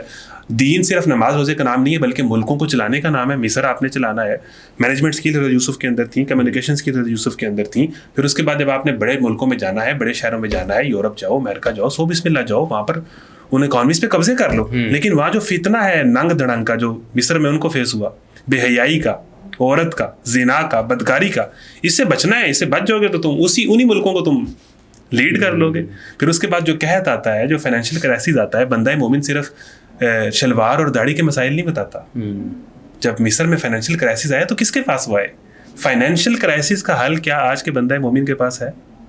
اکانومی کا حل کیا آج کے بندہ مومن کے پاس ہے؟ حضرت یوسف کے پاس تو تھا, اور کہا کہ مجھے وزیر خزانہ بنائے, اور کچھ کے مطابق کہا کہ بادشاہ بنائے, میں آپ کا ملک ٹھیک کرتا ہوں. کیا آج کے مولوی صاحب کے پاس ملک ٹھیک کرنے کی صلاحیت ہے؟ نہیں. دین تو کہتا ہے اس کی بات کرتا ہے. تو کہنے کا مطلب یہ ہے کہ آپ کھولتے جائیں قرآن, آپ کو ایک ایک بات بتائے گا. سیاست, ریاست, معاملات, ایک ایک چیز قرآن کی کہانی میں پنہا ہے. بس ہماری کوشش یہ ہے کہ اس یوتھ کو یہ کہانیاں سنائیں اور ان کے رول ماڈلز بدلیں. صحیح, زبردست. اچھا, حضرت یوسف کا ماشاء اللہ بڑا زبردست آپ نے اس کا ایک ریلیٹ کیا آج کے دور کے ساتھ. حضرت یوسف پہ ایک مووی بھی بنی تھی, اسی طرح اور انبیاء پہ بھی مووی بنی ہوئی ہے. آپ نے بھی ذکر کیا کہ کانٹینٹ ہمارا اس طرح کو ہونا چاہیے. اچھا, آپ کیا سمجھتے ہیں کہ انبیاء کے اوپر یا صحابہ کے اوپر اس طرح کی موویز بنانا کیا درست عمل ہے یا اس سے اوائڈ کرنا چاہیے؟ اچھا, یہ مشکل سوال ہے, اور اس میں ظاہر ہے کہ جب اس طرح کے معاملات ہوتے ہیں تو بہت ساری بحثیں ہوتی ہیں اور بہت ساری چیزیں ہوتی ہیں. لیکن پچھلے کچھ دنوں میں ہم نے دیکھا کہ ترکش کچھ ڈراماز آئے اور ان کو بڑا پسند کیا گیا. ہمارے ہاں تو طلاق اور شادی اور اس طرح کے مسائل, یعنی کہ اس جنریشن میں کیا بلکہ پورے دنیا میں, پوری امت مسلمہ میں, ایون غیر مسلموں نے اس ڈرامے کو اپریشیٹ کیا. اچھا, اس ڈرامے کے اندر کچھ چیزوں پہ مجھے اعتراض ہے کہ یہ ٹھیک نہیں ہے, مطلب ذرا اوور ہو رہا ہے. مطلب اس میں کہیں نہ کہیں وہ کسنگ سین یہ ہے, چلے وہ ہالی ووڈ جیسا تو نہیں ہے لیکن ماتھے پہ کس ہو رہا ہے, سارا کچھ ہو رہا ہے. تو مطلب آپ بہت ساری چیزوں کو مائنس کر کے اس طرح کے ڈراماز اگر کریٹ کریں, دیکھیں آپ نے ضرور صحابہ پہ جانا ہے, میری یہ رائے ہے. آپ اس کے بعد نہیں ہیروز آپ کی زندگی میں آئے. اب فلسطین کا مسئلہ چل رہا ہے, بنائے صلاح الدین ایوبی پہ, بن بھی رہا ہے, ٹھیک ہے نا. تو آپ نے وہ ہستیاں کہ جہاں پر بہت سارے معاملات حساس ہو جاتے ہیں, ٹھیک ہے, انبیاء کا جو ہے لیول یا صحابہ کا ہے, اس سے نیچے آ جائے نا.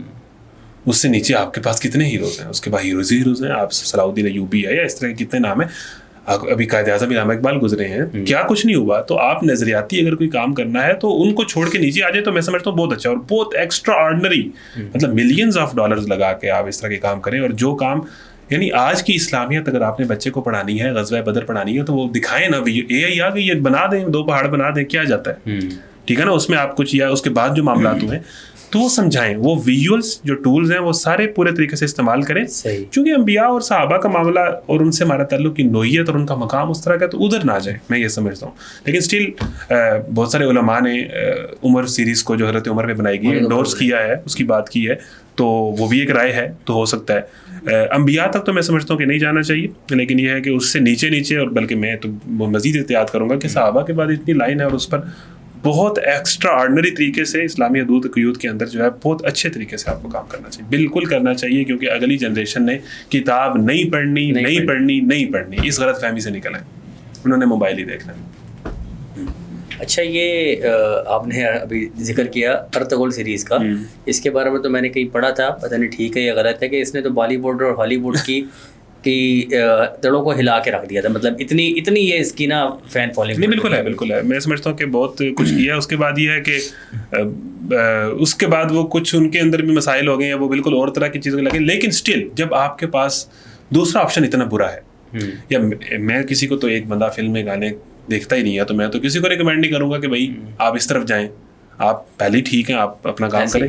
لیکن ایک پوری دنیا, اور جو فیکٹ یہ ہے کہ پوری دنیا یہ دیکھ رہی ہے. اب آپ یہ کہنے تو اس کو آپ ایک کتنا پازیٹیو الٹرنیٹو آپ کے سامنے آئے نہیں.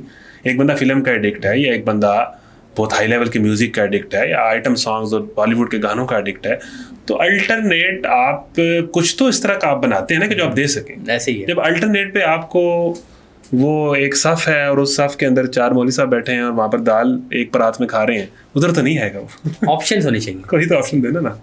اچھا, ابھی باتوں میں ذکر فلسطین کا ہوا تھا. فلسطین کا بہت ہاٹ ٹاپک آج کے دور میں بھی چل رہا ہے. اس پہ اگر ہم بات کرنا چاہیں, اگر میں بات کروں کہ فلسطین کا جو ایشو ہے یہ ہمارا پولیٹیکل ایشو ہے یا ہمارا کوئی دینی ایشو ہے؟ میں سمجھتا ہوں کہ دین اور سیاست ایک ہی چیز ہے, بلکہ ہم تو علامہ اقبال کے قائل ہیں, جدا ہو دین سیاست سے تو رہ جاتی ہے چنگیزی. تو دینی ایشو بھی ہے, سیاسی ایشو بھی ہے, اور بڑا جاندار ایشو ہے. اور اس حوالے سے مطلب اس میں میں نے ایک ڈیٹیل ویڈیو بھی بنائی. تو یہ بات تو پتہ ہونی چاہیے کہ بڑی دلچسپ کہانی ہے کہ وہ یہ کہتے ہیں کہ ہمیں حضرت ابراہیم کی اولاد سے اس لینڈ کا وعدہ کیا گیا ہے, اور یہود کا یہ موقف ہے کہ 3000 سال پہلے ہمیں یہ لینڈ دیا گیا. تو حضرت ابراہیم کی اولاد تو عرب بھی ہیں, یعنی ہم بھی ہیں, کہ حضرت ابراہیم کے 2 بیٹے ہیں, ایک اسماعیل ہیں اور اسحاق ہیں. اسحاق کے بیٹے یعقوب علیہ السلام ہیں جن کا ہم ذکر کر رہے تھے, ان کا لقب بنی اسرائیل تھا, اور وہاں سے نیچے سارے بنی اسرائیلی انبیاء. صحیح. حضرت اسماعیل جو حضرت ابراہیم کے دوسرے بیٹے ہیں. اچھا, حضرت ابراہیم کون ہے؟ ابراہم اکارڈز آج کل آپ سن رہے ہیں, یہ یونٹی. حضرت ابراہیم کو تینوں مانتے ہیں, عیسائی بھی مانتے ہیں, یہودی بھی مانتے ہیں, مسلمان بھی مانتے ہیں. یعنی حضرت ابراہیم, اگر آپ نے ان 3 مذاہب کے اندر کوئی اتحاد قائم کرنا ہے تو ابراہیم علیہ السلام وہ کامن فرد ہیں کہ جن پہ سب اکٹھے ہیں, اور یہ سارے ہی ابراہیم علیہ السلام کی اولاد ہیں. تو حضرت ابراہیم کے ایک بیٹے تو اسحاق اور یعقوب, وہ تو حضرت ابراہیم عراق سے نکل کے اس طرف فلسطین والی سائڈ پہ چلے گئے, تو وہ تو وہاں آباد ہوئے. اور اس لیے فلسطین کو انبیاء کی سرزمین کہا جاتا ہے کہ سارے انبیاء پھر اسی علاقے میں, بلاد شام جس میں جارڈن آپ کا شام آ جاتا ہے, اردن آ جاتا ہے, مصر آ جاتا ہے, فلسطین آ جاتا ہے. جو دوسرے بیٹے ہیں وہ آپ کو پتا ہے کہ جو زمزم ہم پیتے ہیں یہ کہاں سے نکلا؟ حضرت اسماعیل کی ایڑیاں رگڑنے سے نکلا. ہوا یہ کہ اللہ کے حکم سے حضرت اسماعیل کو کہا گیا کہ آپ حضرت حاجر اسماعیل کو آپ ادھر لے جائیں, مکہ والی سائڈ پہ, حجاز میں لے جائیں, اور یہاں پر آپ اللہ کے راستے پہ ان کو چھوڑیں. وہاں پر جب ان کو پانی نہیں ملا اور حضرت اسماعیل کو پیاس لگی, تو یہ وہ مومنٹ ہے کہ حضرت اسماعیل مکہ پہنچے ہیں. اور اس کے بعد آگے ساری اولاد جو ان کی ہوئی ہے, جن کو ہم عرب مستعربہ کہتے ہیں, کہ جو لوگ بعد میں عرب ہوئے, جو ادھر آ کے آباد ہوئے, تو اسماعیل علیہ السلام کی اولاد ہے, اور نبی کریم صلی اللہ علیہ وسلم حضرت اسماعیل علیہ السلام کی اولاد. اور یہ سمجھنے کی بات ہے نوجوانوں کو کہ بنی اسرائیل, حضرت اسحاق جو حضرت ابراہیم کے دوسرے بیٹے ہیں, سارے نبی ان کی اولاد سے آ رہے ہیں, اور حضرت اسماعیل کی اولاد سے صرف ایک نبی آ رہے ہیں. ایسے ہی ہے, اور وہ ہمارے آخری نبی صلی اللہ علیہ وسلم ہے. تو اب یہ جو نبی کریم صلی اللہ علیہ وسلم کو جن لوگوں نے مانا ہے, عرب لوگ, نبی کریم صلی اللہ علیہ وسلم کے جانے کے کچھ سال بعد ہی حضرت عمر فاروق کے دور میں انہوں نے فلسطین کو فتح کر لیا. آپ کو پتہ ہے کہ حضرت عمر کے دور میں بیت المقدس ہمارے پاس آیا, اور جب انہوں نے فتح کیا تو انہوں نے اس ٹائم یہودیوں سے نہیں لیا بلکہ عیسائیوں سے لیا. یہ بات نہیں سمجھے, یہودیوں کو تو وہ آنے نہیں دیتے تھے عیسائی وہاں پر. اور عیسائی کون ہے؟ وہ وہی بنی اسرائیل ہے, اور بعد میں ان کے جو آخری نبی حضرت عیسیٰ ہیں, ان کو جن لوگوں نے نہیں مانا وہ یہودی ہیں, جنہوں نے مان لیا وہ عیسائی ہیں. وہ ادھر سے ہی آ رہے ہیں, دوسری سائڈ سے, حضرت ابراہیم کی اولاد سے. تو یہاں پر درمیان میں پھر اس کے بعد مسلمانوں کے پاس رہا ہے, اور لیا عیسائیوں سے. یہود تو نہیں آتے تھے. حضرت عمر نے بغیر خون خرابے کے اس کو فتح کیا. یہ فرسٹ ٹائم ہوا, کیونکہ وہاں بہت خون خرابہ ہوتا تھا جب بھی فتح ہوتا تھا. پھر اس کے بعد یہود کو وہاں پر آنے کی اجازت دی. صحیح. اور اس کے بعد میں بھی صلاح الدین ایوبی والے دور میں وہ 90 سال کا پیچ ہے جس میں واپس وہ عیسائیوں کے پاس گیا ہے. یہود کے پاس تو پھر بھی نہیں آیا, تب بھی عیسائیوں سے لیے. تو اس کے بعد 1948 کے اندر آپ وہ بیلفور ڈکلیریشن ہوتا ہے 1917 میں, اس کے بعد پوری دنیا سے آپ یہود کو یہاں پر آ کے آباد کرتے ہیں. یہاں پر 14 صدیاں سے مسلمان رہ رہے ہیں, اور اس کے بعد آپ آ کے کہتے ہیں کہ اسرائیل ایک ریاست ہے. اور 1948 میں یوم النکبہ ہوتا ہے 14 مئی کو, اور آپ 7 لاکھ غالباً مسلمانوں کو وہاں سے نکال دیتے ہیں, اسرائیلی ریاست کا اعلان کر دیتے ہیں. USSR اس کو تسلیم کر دیتا ہے, رشیا, اور اس کے ساتھ 15 ریاستیں. اگلے مومنٹ امریکہ اس کو تسلیم کر لیتا ہے, بعد میں یورپ تسلیم کر لیتا ہے. اور یہ یہود و نصارہ کی شے سے یہ ہوتا ہے. اور اس کے بعد قائد اعظم اس پلان کو ریجیکٹ کر دیتے ہیں. اور پھر آج لمحہ آتا ہے کہ شہباز شریف صاحب بھی اور عمران خان صاحب بھی دونوں کہتے ہیں 2 state solution. Israel was never a state, مطلب وہ کبھی بھی 1 انچ پہ بھی اس کا حق نہیں. وہ جو فلسطین ہے وہ تو صدیوں سے ادھر مسلمانوں کا لینڈ ہے. اور دیکھیں قرب قیامت تو 2 اسٹیٹ سولوشن بذات خود اٹ سیلف غلط سولوشن ہے. ہاں, اب چونکہ کوئی بندہ کہے کہ یار ان کو تو 1 اسٹیٹ بھی نہیں مل رہی تو 2 اسٹیٹ پہ آپ لوگ آ جائیں, بڑی کہنے کو لاجیکل بات لگتی ہے. ہم اسے یہی کہیں گے کہ دیکھیں بات ٹھیک کریں, اسرائیل کوئی اسٹیٹ نہیں. آپ کینیڈا میں کہیں جا کے بنا لیں, یورپ کے کئی ملکوں میں آپ بنا سکتے ہیں, جہاں بھی ہمیں کوئی اعتراض نہیں, آپ بنائیں, ہم اس کو اسرائیل ماننے کو تیار ہیں. لیکن یہ اس کی جو ہسٹری ہے, آپ غلط طریقے سے آئے ہیں اور آپ یہاں کبھی ایگزسٹ نہیں کرتے تھے, 1 انچ پہ بھی آپ کا حق نہیں. ہاں, یہ اصل بات ہے, یہ مقدمہ ہے. اس کے بعد اگر فلسطین والے یہ کہتے ہیں کہ ہم اس پہ راضی ہیں, پھر ہم راضی, پھر ہم کون ہوتے ہیں؟ جو مدعی ہے وہ راضی ہے. مقدمہ اب آپ یہاں سے جا کے کھڑے ہو کے کہہ دیں وہاں پر فلسطین والوں کو, غزہ والوں کو آن بورڈ لیے بغیر کہ فلسطین کا 2 ریاستی حل پیش کرتے ہیں, اور وہ نہ مان رہے ہو. یہ جو غزہ والے ہیں, یہ آپ کو پتا ہے کہ یہ ان کا موقف ہے, ان کے لیڈروں کا, لن نعترف باسرائیل, ہم اسرائیل کو تسلیم نہیں کرتے. جو پیلسٹینین اتھارٹی ہے, جو بالکل ہی ان کے آگے لیٹ گئی ہے, جو اس طرف ہے, جس کا رویہ اس میں, وہ انہوں نے یہ بات 1988 میں اور اس کے بعد جو اوسلو اکارڈز ہوئے تھے 1993-4 میں, اس میں انہوں نے یہ بات کسی نہ کسی کھاتے میں مانی تھی. اور وہ پیلسٹینین اتھارٹی جو ہے وہ یہودیوں کی پروردہ یا ان کی پروردہ ہے, وہ فلسطینی عوام کا موقف تو نہیں ہے. جو بات ہم کشمیر کے متعلق کرتے ہیں کہ جو کشمیر کی عوام کہتی ہے, وہ اگر کہتی ہے کہ کشمیر جدھر جانا چاہیے اس کو اس حق ملنا چاہیے, یہی بات ہم فلسطین کے متعلق کہتے ہیں. مقدمہ یہ ہے کہ اسرائیل کا 1 انچ بھی ناجائز ہے. یہ بات کریں, یہ بات مانیں, اور جو 2 اسٹیٹ سولوشن کی بات کرے اس کے نعرے نہ لگائیں کہ اس نے کمال کر دی, وہ غلط بات کر رہا ہے. اور اس کے بعد فلسطین کی عوام جو ہے وہ جس بات پہ راضی ہوتے ہیں وہ بات ہم ماننے کو تیار ہیں. پھر وہ 2 اسٹیٹ ہے, وہ جو بھی ہے, فلسطینیوں کو آن بورڈ کیا. اگر تو آپ کہہ رہے ہیں فلسطینی آن بورڈ ہو جاتے ہیں اور فلسطینی یا غزہ والے ایگریڈ ہو جاتے ہیں کہ یار 2 اسٹیٹ پہ آپ بات کر لیں, ہم ایگری ہیں, تو پھر یہ مسئلہ تو پھر پولیٹیکلی ہوا نا, دینی تو نہ ہو. اگر دینی ہوتا تو پھر تو پوری دنیا کے مسلمانوں کے لیے ہوتا.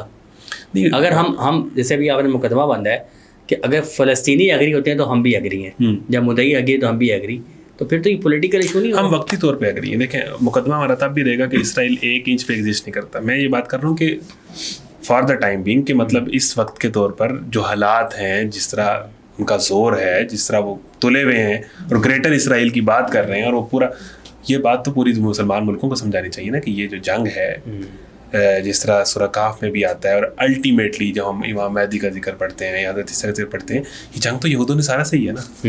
اور جو قرب قیامت میں ساری جنگیں وہ اسی ایریا کے اندر ہی ہیں. اور اس کے بعد جنہوں نے آ کے بیت المقدس آزاد کرانا ہے, امام مہدی نے, وہ سارے معاملات ادھر ہی ہیں. تو یہ جس دور سے چلا آ رہا ہے, الٹیمیٹلی دنیا کا رزلٹ تو یہاں پر ہونا ہے. تو فار دا ٹائم بینگ اگر وہ اس پہ آتے ہیں تو ہم اس پہ آتے ہیں, ہم اس کو مانیں گے پھر بھی نہیں مانیں گے, پھر بھی ٹھیک ہے نا. وہ اس کا وہ ہے ناجائز کا ناجائز ہی ہے, ٹھیک ہے نا. وقتی طور پہ اگر وہ کسی ڈیل کے تحت کچھ کرتے ہیں تو ہم ان کے ساتھ ہیں کیونکہ وہ آن بورڈ ہو جاتے ہیں, ٹھیک ہے نا. اٹ سیلف تو یہ معاملہ تو رہنا ہی رہنا ہے. اور وہ اگر گریٹر اسرائیل کی بات کر رہے ہیں, اور وہ انہوں نے قطر پہ بھی حملہ کر دیا, یا وہ پورے بلاد شام کو, عراق کا بھی اس میں حصہ آتا ہے, وہ پتہ نہیں کہاں کہاں تک جاتے ہیں. تو اگر ان کا یہ ویژن ہے, تو ہم جو قرآن میں پڑھتے ہیں کہ پوری زمین مسلمانوں کی ہے اور اللہ کی زمین پر اللہ کا حکم ہونا چاہیے, یہ ساری باتیں جو ہیں, تو موقف تو ہمارا یہی رہے گا کہ پھر اس کے بعد بیت المقدس کی جو ہماری اہمیت ہے, ٹھیک ہے نا.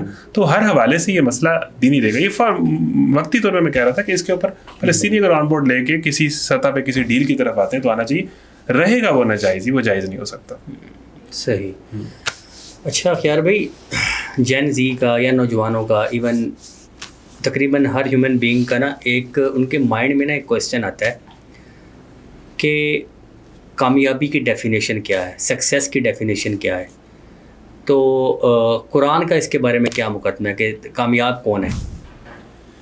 اچھا جی, بڑی اہم بات ہے کہ کامیابی کا جو کنسیپٹ قرآن نے دیا ہے وہ فلاح کا لفظ یوز کیا ہے. قد افلح المؤمنون یا فقد فاز, وہ یقیناً کامیاب ہو گئے. فلاح نماز میں ہم سنتے ہیں حیا علی الفلاح, آؤ کامیابی کی طرف.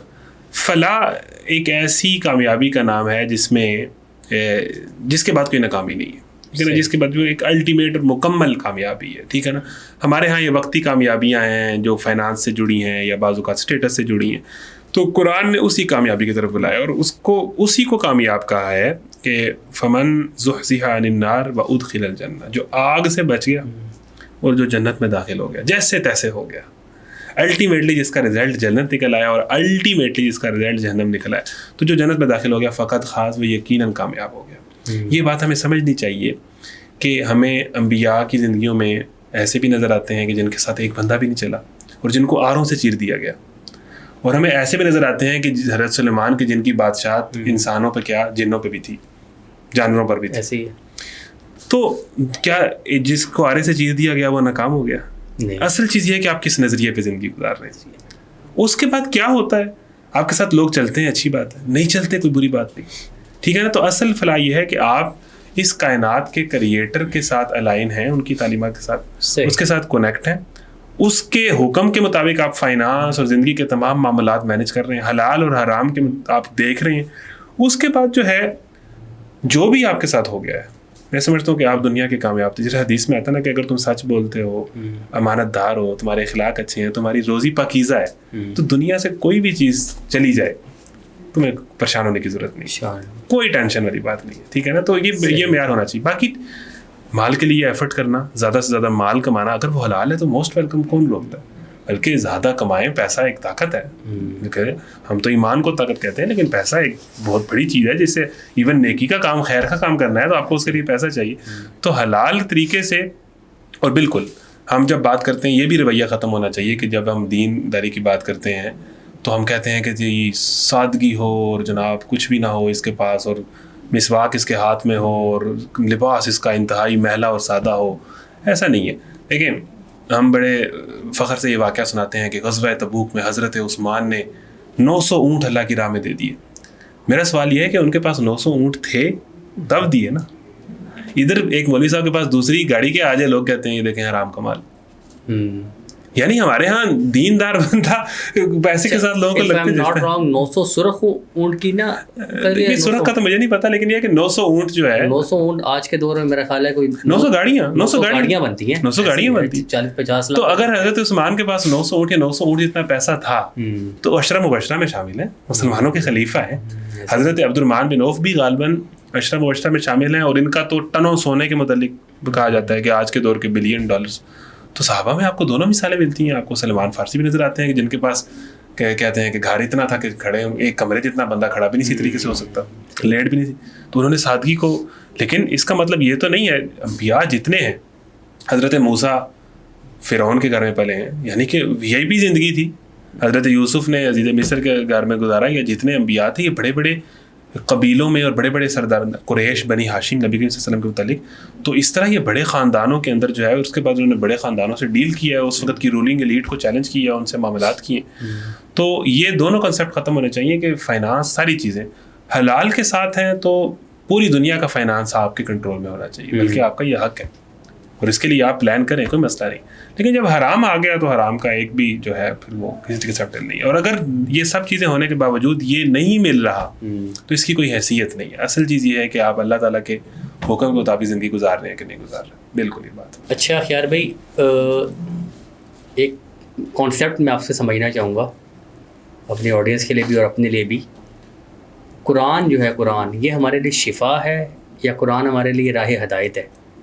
صحیح, ٹھیک ہے. ہمارے نا ٹیسٹ ہے بر صغیر کے لوگوں کا نا یا ہم پاکستانی لوگوں کا ٹیسٹ ہے, ہم اس ٹیسٹ کی طرف جاتے ہیں, اور دین کے اندر ٹیسٹ کی گنجائش بھی ہے کسی حد تک. تو ہمیں وہی والا دین سمجھایا گیا ہے جو دم درود کے لیے, تعویذ کے لیے, وظیفے کے لیے, ٹھیک ہے نا, اور اس وظیفے سے کوئی بیماری اگر ٹھیک ہو جائے یا میرا کوئی کام بن جائے, ٹھیک ہے نا, میرا کوئی جاب لگ جائے, میرا کوئی کام بن جائے, تو ہم نے دین کو بیسیکلی ان چیزوں کے لیے استعمال کیا, میرے کچھ مرادیں پوری ہو جائیں, میری کچھ امیدیں بڑھ رہیں, اور اس کو ہم نے دین سمجھا ہے. دین ایک پوری دنیا کا سسٹم آف لائف ہے, پوری دنیا کا بہت بڑا نظریہ ہے, بہت بڑا فلسفہ ہے.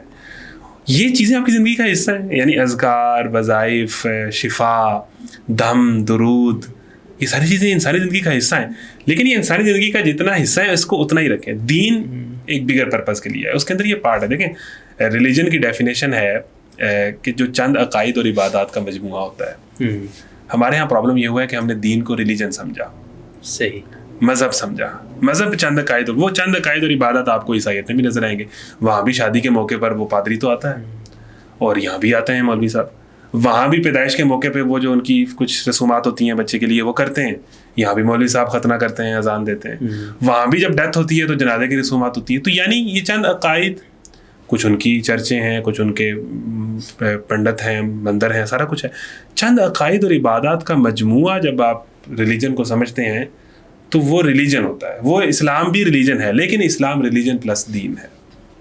جسے ان الدین عند اللہ اسلام کی وہ پورا سسٹم آف لائف ہے. تو ہمارے ہاں وہی مزاج ہے. آپ دیکھیں نا, میں اکثر ہی بات کرتا ہوں کہ نعت ہے, تو آپ ہمارے ہاں نعت بھی اگر سنیں گے نا تو اس میں حضور صلی اللہ علیہ وسلم کی گالوں کا, ان کی ناک کا, ان کی ظاہری شکل و صورت, ظاہری شکل و صورت نا. میں نے کہا نا حضرت یوسف کا حسن تو بہت زیادہ ہے, لیکن مجھے ان کی کہانی کے اندر ان کا حسن کہاں بیان ہوا ہے وہ دکھائیں, ان کا کردار بیان ہوا ہے. مصر کی عورتوں نے کہا کہ یہ انسان نہیں, بزرگ فرشتہ ہے اور اپنی ہے, لیکن وہ ایک آیت ہے, ایک آیت کا بھی ایک پارٹ ہے. باقی جو 8 رکوعوں کی 12 رکوعوں کی سورہ یوسف ہے اس میں تو کچھ اور بیان ہو رہا ہے. تو ہمارا ٹیسٹ یہ ہے کہ ہم نا اپیرنس پہ اور اس پہ جاتے ہیں, جو اس بندے کا کردار ہے اور جو اس بندے کا پیغام ہے. تو دین میں یہ سب چیزیں شامل ہیں, اگر میں اس کو آسانی سے دبے الفاظ میں سمرائز کروں. لیکن دین کا مقصد جو ہے وہ بہت بڑا ہے. وہ انسانی زندگیوں کو اور انسانی معاشروں کو نئے سرے سے سنوارنے کا, ری بلڈ کرنے کا, اور ان کو ایک بڑے پرپس کے لیے تیار کرنے کا نام ہے. اس پہ اگر زیادہ زور رکھیں گے, یہ ہمارے ساتھ ساتھ حصے ہیں, وہ دین کا ایک پہلو ہے, اس کو آپ ساتھ ساتھ ضرور رکھیں اپنے ساتھ, اور اس کو کریں جو قرآن راہ ہدایت ہے. قرآن ہدایت ہے پوری دنیا کے لیے, اور پوری دنیا کے نظام کو سنوارنے کے لیے ایک پورا کوڈ آف کنڈکٹ ہے. اس کو آپ اس طرح لیں جس طرح آپ یونیورسٹی کی ڈگری کو ایک خاص اہمیت دیتے ہیں, اور گھر میں ہونے والی ایک برتھ ڈے پارٹی, گھر میں ہونے کسی چھوٹے سے ایونٹ کو ایک خاص. تو قرآن ایک بہت بڑے ایونٹ کا نام ہے, پوری دنیا کے لیے آیا ہے. جس طرح آپ پولیٹیکل معاملات کو ڈسکس کرتے ہیں, جس طرح آپ زندگی کے اندر اپنے بزنس کو اہمیت دیتے ہیں, اس سے 100 گنا زیادہ اہمیت قرآن اور اسلام کی ہے اس دنیا کے لیے. اس کو اس لیول پہ رکھ کے اس کے ساتھ ڈیل کریں, ٹھیک ہے نا. اس کو اگر آپ شفا اور دم درود تک محدود کر دیں گے تو پھر آپ کی انڈرسٹینڈنگ آف دین بہت کم ہے, بہت محدود ہے, اور میں کہوں گا کہ غلط ہے. جی اچھا, مولانا مسیب ابو العلا مودودی رحمۃ اللہ علیہ اور اس طرح کے جو اور مفکرین ہیں, ان کی فکر ایک ورڈ کے گرد گھومتی ہے, اقامت دین.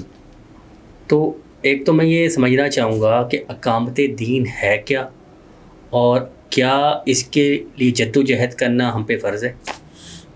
اچھا سوال ہے. بالکل, ایک جو مسلمان ہے نا, ایک مسلمان ہونے کے ناطے یہ جو ہمیں دین رہتا ہے, نماز, روزہ, زکوٰۃ, حج, یہ اسلام کی بنیاد ہے. یہ دین مکمل نہیں ہے, ٹھیک ہے نا. بنی الاسلام علی خمس, 5 چیزوں پہ بنیاد ہے. اس میں سب سے پہلے کلمہ ہے, پھر نماز, روزہ, زکوٰۃ, حج. اس پہ بلڈنگ کھڑی ہوتی ہے. ہم سمجھتے ہماری یہ بنیادیں ہی پوری نہیں ہیں ویسے تو, اللہ اکبر, کہ ہماری بنیادیں, اس پہ اسلام کی عمارت کھڑی ہوتی ہے. اس کے بعد امر بالمعروف ہے, نہی عن المنکر ہے, نظام ہے, معاملات ہیں, اخلاق ہے. دیکھیں نبی صلی اللہ علیہ وسلم نے جیسے ہی مدینہ گئے ہیں تو سب سے پہلے ریاست مدینہ, جس کا آج ہمارے نعرے بڑے لگتے ہیں, ٹھیک ہے نا, نبی صلی اللہ علیہ وسلم نے ریاست کی بنیاد رکھی ہے.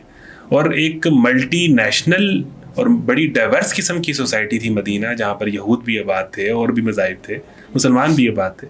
تو اس کمیونٹی کے اندر جو ہے جاتے ہی ایک ریاست کی بنیاد رکھی نا. تو اسلام, ابھی ہم ریلیجن کی بات کرتے تھے, تو عبادات سے بڑھ کر ایک پورے سسٹم کا نام ہے. اچھا, اس میں اب یہ اقامت دین کی جو ہم بات کرتے ہیں, تو جب آپ کسی بھی نظریے یا فلسفے کے دائی ہوتے ہیں, دیکھیں ہمارے ہاں ایک سٹیزن شپ کا کنسیپٹ ہے کہ باہر بھی ویسٹ میں بھی ہوتا ہے کہ آپ نے صاف رکھنا ہے, آپ نے قانون کی پاسداری کرنی ہے, آپ نے اچھا شہری بننا ہے. میں یہ کہتا ہوں کہ کیا اس کا آپ کے ذاتی زندگی سے ہوتا ہے, اس سے اسٹیٹ بنتی ہے نا, اس سے ایک ریاست بنتی ہے, اس سے ایک معاشرہ بنتا ہے.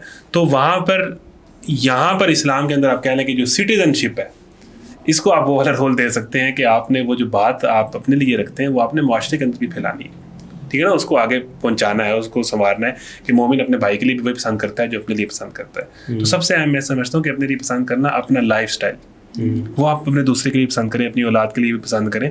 تو جہاں پر دوسرے معاشروں میں سٹیزن شپ کا کنسیپٹ ہے کہ آپ نے ایک اچھا شہری بننا ہے, ایک معاشرے کے اندر کنٹریبیوٹ کرنا ہے, میں سمجھتا ہوں کہ جو نظریہ اسلام ہے اس میں جو اقامت دین ہے, دیکھیں بڑا ایک خوبصورت شعر ہے کہ باطل کے اقتدار میں تقویٰ کی آرزو, کتنا حسین فریب ہے جو کھا رہے ہیں آپ. یعنی کہ اسلام پریکٹس نہیں ہو سکتا جب تک وہ سوسائٹی کے اندر نہ آ جائے. دیکھیں میں آپ کو بہت اچھا, آپ مولانا طارق جمیل صاحب کا بیان سن لیں, لیکن رات کو آپ پورن دیکھیں گے, کیا وجہ ہے؟ ٹھیک ہے نا کہ آپ کی ایکسیس ٹو گناہ جو ہے یا گناہ کرنے والے ادارے اس طرح کھلے عام آپ کے شہر میں عام ہیں. تو اسلام یہ جمعے کے خطبوں میں ایک آیت پڑھی جاتی ہے, ان اللہ یأمر بالعدل والإحسان وإیتاء ذی القربى وینہی عن الفحشاء والمنکر والبغی. یہ تین چیزیں سوسائٹی سے جب تک رکیں گی نہیں, جتنے مرضی آپ بھاشن دے لیں, برائی نہیں ختم ہو سکتی. تو دین تو شر کو ختم کرنے کا نام ہے, اور اس کے لیے قانون بنے گا, اس کے لیے ادارے بنیں گے, اس کے لیے لوگ ایکٹیو ہوں گے, اس کے لیے ادارے ایکٹیو ہوں گے. تو اور جو یہ لوگ کام کر رہے ہوں گے ان کے روکنے کے لیے کون روکے گا؟ پولیس روکے گی نا. تو پولیس کو اسلامائز کرنا ہے, قانون روکے گا, قانون کو اسلامائز کرنا ہے. یعنی وہ دنیا ایگزسٹ ہی نہیں کر سکتی. دیکھیں نا, ان لوگوں نے بھی اپنا ایک فلسفہ جو نیشن اسٹیٹ کا فلسفہ ہے اس کے لیے ایک پوری اسٹیٹ بنائی ہے, ایک ورلڈ آرڈر ترتیب دیا ہے, ایک خاص طرح کا. دیکھیں وومن امپاورمنٹ کی بات ہوتی ہے, فیمنزم کی بات ہوتی ہے, یا کہہ لیں کہ وومن اینیمل رائٹس کی بات ہوتی ہے, کیا کیا باتیں نہیں ہوتی. یہ سب نظریات معاشرے بناتے ہیں. تو اسلام جب آپ سمجھتے ہیں کہ انفرادی عبادات اور دم درود اور اللہ سے کچھ باتیں کر لینے کا نام ہے, اسلام پریکٹس ہی نہیں ہو سکتا اپنی ایسنس کے اندر جب تک وہ ایک معاشرے اور ایک قانون کا حصہ نہ بن جائے. تو اس کے لیے جد و جہد کرنا کہ ایک مسلمان پورا مسلمان بننے کے لیے, میں مسلمان ہوں, مجھے پورا مسلمان بننا ہے, میں 10% مسلمان رہوں گا اگر میں اس معاشرے میں رہا, تو پورا مسلمان بننے کے لیے مجھے جو پروٹوکول چاہیے اور جو مجھے ماحول چاہیے, اس ماحول کے لیے میں نے کنٹریبیوٹ کرنا ہے. اور اس کو آپ کہہ لیں کہ یہ اقامت دین کی جدوجہد ہے, بہت آسان الفاظ میں, تاکہ میں آدھا مسلمان ہوں, میں پورا مسلمان بن سکوں, معاشرے کو بھی, اور پورے معاشرے میں امن. دیکھیں انصاف کے لیے اٹھنا, کتنے لیڈرز ہیں, کتنے ہیروز ہیں, کوئی کمیونسٹ ہیں, کوئی کچھ ہیں, انہوں نے جانیں قربان کی ہیں. تو جب اسلام کے نظام انصاف کے لیے کوئی جان قربان کرتا ہے تو لوگوں کو کیوں تکلیف ہوتی ہے, کیوں تکلیف ہوتی ہے, ٹھیک ہے نا. تو انصاف کے لیے دنیا میں جتنے شہر بنے ہیں, ریاستیں بنی ہیں, انصاف کے لیے بنائی گئی. لوگوں نے لڑا, خون بہے, لاکھوں لوگ مرے, انقلابات آئے. تو ان اللہ یأمر بالعدل والإحسان وإیتاء ذی القربى, کہ خاندانوں کے لیے ایک اچھے رویے اور احسان کا رویہ مجموعی طور پہ. دیکھیں اس میں بڑی بات مکمل کرتے ہیں کہ وہ معاشرہ جہاں پر لوگوں کی خیر خواہی کا جذبہ عام ہو اور ٹانگیں کھینچنے کا جذبہ نہ ہو, ٹھیک ہے نا. سود اور زکوٰۃ پہ جب بھی بات ہوتی ہے نا, تو کہتے ہیں کہ سود مائنڈ سیٹ کیا پیدا کرتا ہے. آپ اس پہ بات کریں کہ میں نے کس بندے کو کیسے قرض میں جھانسنا ہے اور کیسے اس کی مجبوری سے فائدہ کر کے میرا بزنس چلنا ہے, ایسے ہی. اور زکوٰۃ کیا ہے کہ میں نے کیسے اپنا پیسہ کسی مجبور کو دینا ہے. دو مائنڈ سیٹ بن رہے ہیں. تو یہ جو احسان کا مائنڈ سیٹ ہے, لوگوں کی خیر خواہی کا مائنڈ سیٹ, ایک گھر میں ایک آپ جس جگہ پہ کام کرتے ہیں, اگر اس آفس کا کلچر ہوتا ہے نا, آفس کا کلچر یہ ہے اس لیے مجھے ایسا ہونا پڑ رہا ہے, اگر اس آفس کا کلچر کارپوریٹو ہے, ویلکمنگ ہے, تو کون نہیں ماننا چاہے گا. ایسے تو احسان کا معاشرہ جہاں لوگوں کی خیر خواہی ہو, جہاں لوگوں کو دیا جا رہا ہو اور لوگوں کی مجبوریوں میں پھانسنے کے بجائے ان کو مجبوریوں سے نکالنے کا مائنڈ سیٹ ہو, اور پھر ایک عدل کی جد و جہد ہو, اس ایک عالی شان نظام کے لیے جو اللہ تعالیٰ نے ہمیں دیا ہے, اس کے لیے جد و جہد کرنا اقامت دین, اور اس کے لیے جد و جہد نہیں کرنی تو پھر کس کے لیے کرنی. صحیح, زبردست. اچھا خیار بھائی, ہم اپنی گفتگو کو سمیٹتے ہیں. آج کل کے دور میں ہم دیکھتے ہیں, آپ نے بھی ایک دو کا ذکر کیا, بہت سارے دین کے داعی نا آج کل کے معاشرے میں موجود ہیں, جن میں میں اگر چند موٹے موٹے نام, ڈاکٹر نثار احمد, خیر وفات پا چکے ہیں, جاوید احمد غامدی, انجینئر علی مرزا, یہ تو وہ مولوی ہیں یا وہ داعی ہیں جو ہمیں نظر آتے ہیں. اسی طرح مفتی طارق مسعود, مولانا طارق جمیل, ہر ایک کا اپنا انداز ہے دین کو بیان کرنے کا. تو داعی کے اوصاف کیا ہونے چاہیے؟ میرا سوال یہ ہے, جو داعی ہے جو دین کی دعوت دے رہا ہے, اس کا انداز بیان کیا ہونا چاہیے, اس کے اوصاف کیا ہونے چاہیے؟ میرا خیال ہے کہ بھائی بھی چلنے پھرنے لگ پڑے ہیں، جس کا میسیج مطلب ان کا یہ ہے کہ آپ بس بات مکمل کریں، تو میں بھی بس بات مکمل کرتا ہوں. تو دائی کے اوصاف میں 2 باتیں کر لوں گا. ایک تو کلٹ جو بن جاتے ہیں ہم کچھ لوگوں کو فالو کر کے، کچھ لوگوں کی محبت میں، وہ سیاسی ہوتے ہیں، وہ مذہبی لیڈرز ہو سکتے ہیں، وہ کوئی بھی سیلیبریٹی ہو سکتا ہے جو کسی بھی فیلڈ سے وابستہ ہے. ہم کلٹ بن جاتے ہیں. سب لوگ ہیں، ہر کسی کے پازیٹیو پہ نگاہ رکھیں. ہر لوگ، میں تو کہتا ہوں کہ دیکھیں آج کل بڑی بات ہو رہی ہے، بریلویوں کی بڑے مسائل چل رہے ہیں. غلام رسول ایک کارٹون ہے. نئی جنریشن کو دکھانے کے لیے میرے بچے بھی وہ کارٹون دیکھتے ہیں کہ ہم کہتے ہیں کہ یہاں پر نوبیتا والے کارٹون ہیں، اور نوبیتا جو ہے، نوبیتا کو جب اپنی وہ شزوکا نظر آتی ہے تو وہ اپنی امی کی نہیں سنتا. ٹام اینڈ جیری میں وہ آپس میں لڑنا چھوڑ دیتے ہیں جب انہیں جو ہے وہ بلی نظر آتی ہے. تو یعنی کہ وہ میسیجز تو آتے ہیں نا. تو ہمارے پاس بچوں کو دکھانے کے لیے کوئی ایسے کارٹونس ہیں. تو اس سطح پہ اتنا ہیوی کام اور اتنے اعلیٰ ویژولز کے ساتھ کارٹون بنانا غلام رسول کے نام سے، یہ بریلویوں کا کنٹریبیوشن. تو اب کیوں نہیں اس کی طرح یہ کام تو اور نہیں کوئی کر سکا، بڑی نظریاتی جماعتیں نہیں کر سکی. تو ہر چیز، ہر لوگوں کے کنٹریبیوشنز ہوتے ہیں. تو بات یہی ہے کہ یہ سارے لوگ، سب لوگ ہمارا اثاثہ ہیں جو بھی اچھا کام کر رہا ہے. ہر کسی سے اختلاف ہو سکتا ہے، لیکن دائی کے اوصاف میں آپ نے جس بندے کو دیکھیں، ہر بندے کی تعریف ہو سکتی ہے. فلانا بندہ آپ نے نام لیا، اس نے یہ اچھا کام کیا، اس کا یہ امپیکٹ ہے. لیکن دائی کے اوصاف پہ ضرور توڑنا چاہیے کہ دائی کے اوصاف یہ ہیں کہ وہ اس کی گفتگو اور سلیکشن آف ورڈس، بد لحاظی، بدتمیزی، ٹھیک ہے نا، اور گالی، تکبر، غرور، یہ ساری چیزیں یا اس کی بو بھی اگر آپ کو نظر آ رہی ہے تو وہ دائی نہیں ہے. ٹھیک ہے نا. پھر آپ یہ کہیں گے نہیں جی آج کے معاشرے میں ایسے ہی بات کرنی پڑتی ہے، آج کے معاشرے میں اسی طرح ایک بات نہیں. نبی کریم صلی اللہ علیہ وسلم جس معاشرے میں زندہ تھے نا، وہ سب سے بے حیا معاشرہ تھا، اور سب سے زیادہ بد زبان اور سب سے زیادہ بد لحاظ لوگ جو منٹوں میں قبیلوں کے قبیلے قتل کر دیتے تھے. اس طرح اس معاشرے میں کیا چیز چلی ہے؟ انسان کبھی چینج نہیں ہو سکتا. فرعون جو اپنی پوجا کرواتا تھا، بنی اسرائیل کے بچوں کو قتل کرتا تھا، ان کی بچیوں کو لونڈی بنا لیتا تھا. حضرت موسیٰ کو جب اللہ تعالیٰ نے اس کے پاس بھیجا تو کیا کہا؟ فَقُولَا لَهُ قَوْلًا لَيِّنًا، اس سے نرمی سے بات کرنا. دعوت کا طریقہ ایک ہی رہے گا، اُدْعُ إِلَىٰ سَبِيلِ رَبِّكَ بِالْحِکْمَةِ، دلیل، بات کرنے کا طریقہ. تو یہ ان چیزوں پہ ضرور جج کریں کہ آپ، ہمارے جو دائی ہیں وہ ٹیپیکل یوٹیوبر نہ بن جائیں، بلکہ ان کا مقصد جو ہے لوگوں کی خیر خواہی، اور ان کے پیغام سے الٹیمیٹلی لوگ آپس میں لڑ نہ رہے ہوں بلکہ ان کی زندگی میں ویلیو ایڈیشن ہو رہی ہو. لوگوں کو اختلافات پہ لگا دینا، مشاجرات صحابہ یا اختلافات، اس سے کچھ نہیں نکلے گا. اس یوتھ کے مسائل ہو رہے ہیں، ان کے لیے کام کریں. ٹھیک ہے نا. یوتھ میں بد اخلاقی، بد کرداری، بے حیائی، اتنے مسائل ہیں سوشل میڈیا کے بعد، یونیورسٹیز کے اندر کیسے چل رہے ہیں. تو کنٹریبیوٹ کریں کہ ان کی زندگی میں ویلیو ایڈ ہو جائے. ٹھیک ہے نا. اس طرح کا کام، اور اس کو اچھے انداز سے، افیکٹو انداز سے، ادب کے انداز سے اس کام کو کرنا چاہیے. یہ اوصاف جس میں جتنی زیادہ ہیں آپ اس کو اتنا فالو کریں. اور کسی بھی لیڈر کا، چاہے وہ بہت ہی اچھا ہے، یا کسی بھی سیلیبریٹی کا کلٹ نہ بنے. کلٹ یہ ہے کہ آپ کو جب اس پہ کوئی تنقید کرے تو آپ اس کو گالیاں دینے پہ اتر آئیں. حالانکہ اسلام یہ کہتا ہے کہ منافق کی نشانی یہ ہے کہ جب آپ اس سے اختلاف کریں تو وہ گالیاں دینے لگ پڑیں.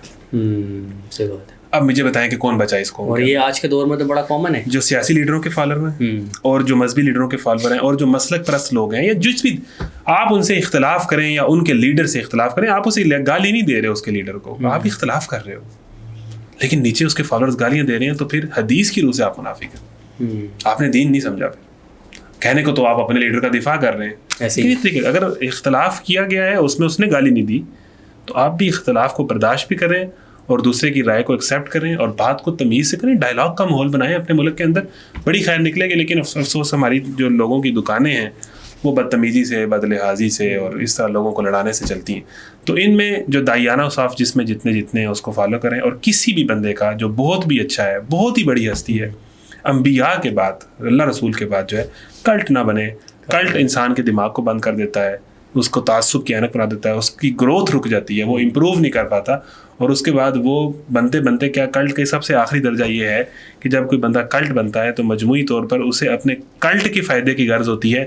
قوم کا نقصان، جائے قوم بھاڑ میں جائے، ٹیم بھاڑ میں جائے، باقی دنیا بھاڑ میں جائے، دوسری جماعت بھاڑ میں جائے، اگر اس سے میرے ملک کو بھی اس کے ذریعے سے فائدہ ہو رہا ہے، مجھے اس کی ذات سے ملنے والا فائدہ قبول نہیں ہے. میرے لیڈر سے جو چیز ہونی چاہیے وہی ہونی چاہیے. الٹیمیٹلی وہ پورے ادارے اور آرگنائزیشن اور پورے ملک کا نقصان کرتا ہے.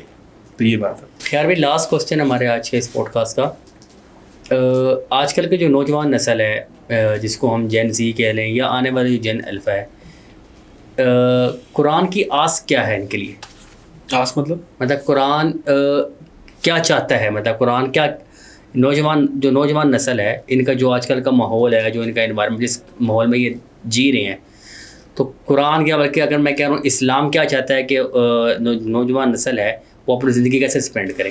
دیکھیں، قرآن اور اسلام آپ کو بہت بلندی پہ دیکھنا چاہتا ہے. اقبال نے جس کو کہا ہے کہ اپنے آپ کو پہچانو، کہ جس نے اللہ کو بلا دیا اس نے اپنے آپ کو بلا دیا. یہ جو اللہ کا تعارف ہے نا، یہ انسان کو بہت بلند مقام پہ لے جاتا ہے، اس کو اپنے اصل لیول پہ لے جاتا ہے جو کہ وہ ہے. انی جاعل فی الارض خلیفہ، اللہ کا خلیفہ ہے، اللہ کا نائب ہے. بہت بڑا اسٹیٹس ہے انسان کا. یعنی آپ اشرف المخلوقات آپ کو قرآن بنانا چاہتا ہے، آپ ہیں جو اسفل سافلین بننا چاہتے ہیں اپنی ڈیزائرز کے پیچھے جا کے. تو ہیومن ایموشنز کو اور ہیومن ٹینڈنسی کو یا ہیومن ڈیزائرز کو ڈسپلن کر کے ایک بہت بڑی پرسنالٹی بنا دینے کا نام اسلام ہے. ٹھیک ہے نا؟ اس کو ریگولیٹ کرنے کا نام ہے. ڈیزائرز ہمارے اندر ہیں، ایموشنز ہمارے اندر ہیں، ایسی ہیں، اور ان کی کوئی انتہا نہیں ہے، اور ان کو اگر ہم پورا کرنے آئیں تو وہ کسی حد پہ نہیں رکتے. ان کو ریگولیٹ. دیکھیں، فوج آپ کو ڈسپلن کرتی ہے، آپ جہاں جاب کرتے ہیں وہ آپ کو ڈسپلن کرتے ہیں. کوئی آپ کام کرنا ہو، آپ ڈسپلن چاہیے اس کے لیے. آپ نے بہرحال کچھ چیزوں کو روکنا ہے کہ یار میں یہ کروں گا. تو اسلام آپ کو مجموعی طور پر ایز اے پرسنالٹی اور ایز اے معاشرہ شیپ کرنے کا اور ریگولیٹ کرنے کا نام ہے. اور جو ایموشنز اور ڈیزائرز آپ کے اندر ہیں وہ ان کو روکتا نہیں ہے. یہ رہبانیت نہیں ہے، وہ ان کو پورا کرنے کا حلال پلیٹ فارم دیتا ہے، اور بالکل دیتا ہے. اور یہ کنسیپٹ غلط ہے کہ ساری چیزیں ہی حرام ہیں. حلال کیا ہے؟ حضرت آدم کو اللہ تعالیٰ نے کہا تھا کہ ساری جنت حلال ہے، بس ایک درخت حرام ہے، اور یہی حلال حرام کی ریشو ہے. لیکن وی آر سراؤنڈیڈ بائی حرام سو مچ کہ ہمیں ہر چیز حرام لگتی ہے. آپ نکلیں، آپ کو حلال ہی حلال نظر آئے گا، کچھ چیزیں حرام ہیں. لیکن ہم نے اپنی پارٹیز کو، اپنے فنکشنز کو، اپنی محفلوں کو ان کچھ چیزوں سے بھر دیا ہوا ہے. تو ہم اس سے نکلنے نہیں چاہتے. جب آپ نکلیں گے تو آپ کو نظر آئے گا کہ ہر چیز حلال ہے، کچھ چیزیں حرام ہیں، لیکن وہ آپ کی زندگی کا لازمی حصہ بن گئی. ٹھیک ہے؟ تو آپ کی ہر طرح کی انٹرٹینمنٹ، میں کہتا ہوں کہ اسلام تو آفر انٹرٹینمنٹ کرتا ہے. اسلام کا جو الٹیمیٹ پیکج ہے جنت، وہ انٹرٹینمنٹ کی جگہ ہے، تفریح کی جگہ ہے. اور دنیا کے اندر بھی جو ہے وہ ہر چیز کو حلال ویرینٹ دیتا ہے. تو اسلام آپ کو بہت بلندی پہ پہنچانا آیا ہے. فائنینشلی بھی آپ کر لیں، ایز اے پرسنالٹی. آج کل جینزی کو بڑا شوق ہے کہ مجھے لوگ چاہیں، مجھے لوگ رسپیکٹ کریں، میرا ایک کرزما ہو، میں کول لگوں. سارا کچھ وہ چاہتے ہیں نا. اور یونیورسٹیوں کے بچے اس طرح ٹک ٹاک پہ کئی طرح کی حرکتیں کرتے ہوئے نظر آتے ہیں جسٹ کہ وہ کول لگے. اسلام پہ اگر آپ صحیح معنوں پہ چلیں گے، آپ سے زیادہ کول کوئی نہیں ہوگا، آپ سے زیادہ اٹریکٹیو کوئی نہیں ہوگا، آپ سے زیادہ بے نیاز کوئی نہیں ہوگا.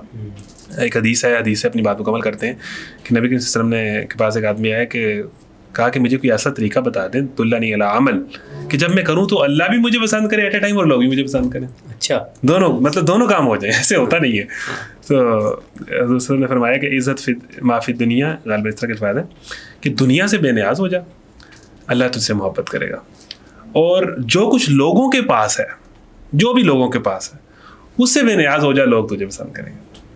ٹھیک ہے نا؟ کہ جو دنیا سے بے نیاز ہو جائے، اللہ تجھے پسند کرے گا. اور جو لوگوں کے پاس ہے، جن کے پیچھے لوگ مرتے ہیں، لوگ ان چیزوں سے بے نیاز ہو جائے، لوگ. تو بڑا بہترین ٹول مل گیا. ہاں، تو یہ اس کام کے ذریعے سے آپ دونوں کو متاثر کر سکتے ہیں. تو میں سمجھتا ہوں کہ اسلام آپ کو بلندی دینے آیا ہے، اور آپ کا جو آپ چاہ رہے ہیں نا کہ مجھے یہ مل جائے، وہ آپ کو یہاں سے مل جانا. جو آپ چاہ رہے ہیں ایز اے نوجوان، آپ جو چاہ رہے ہیں، یا ایز اے انسان آپ جو چاہ رہے ہیں، وہ آپ کو یہاں سے ملنا ہے. بس آپ کو سمجھنے کی دیر ہے. جزاک اللہ خیر بھی. Thank you so much for your time. تو مجھے امید ہے کوئی اچھی گفتگو ہم نے کی ہے، اور اس سے یقیناً نوجوانوں کو فائدہ ہوگا. انشاءاللہ.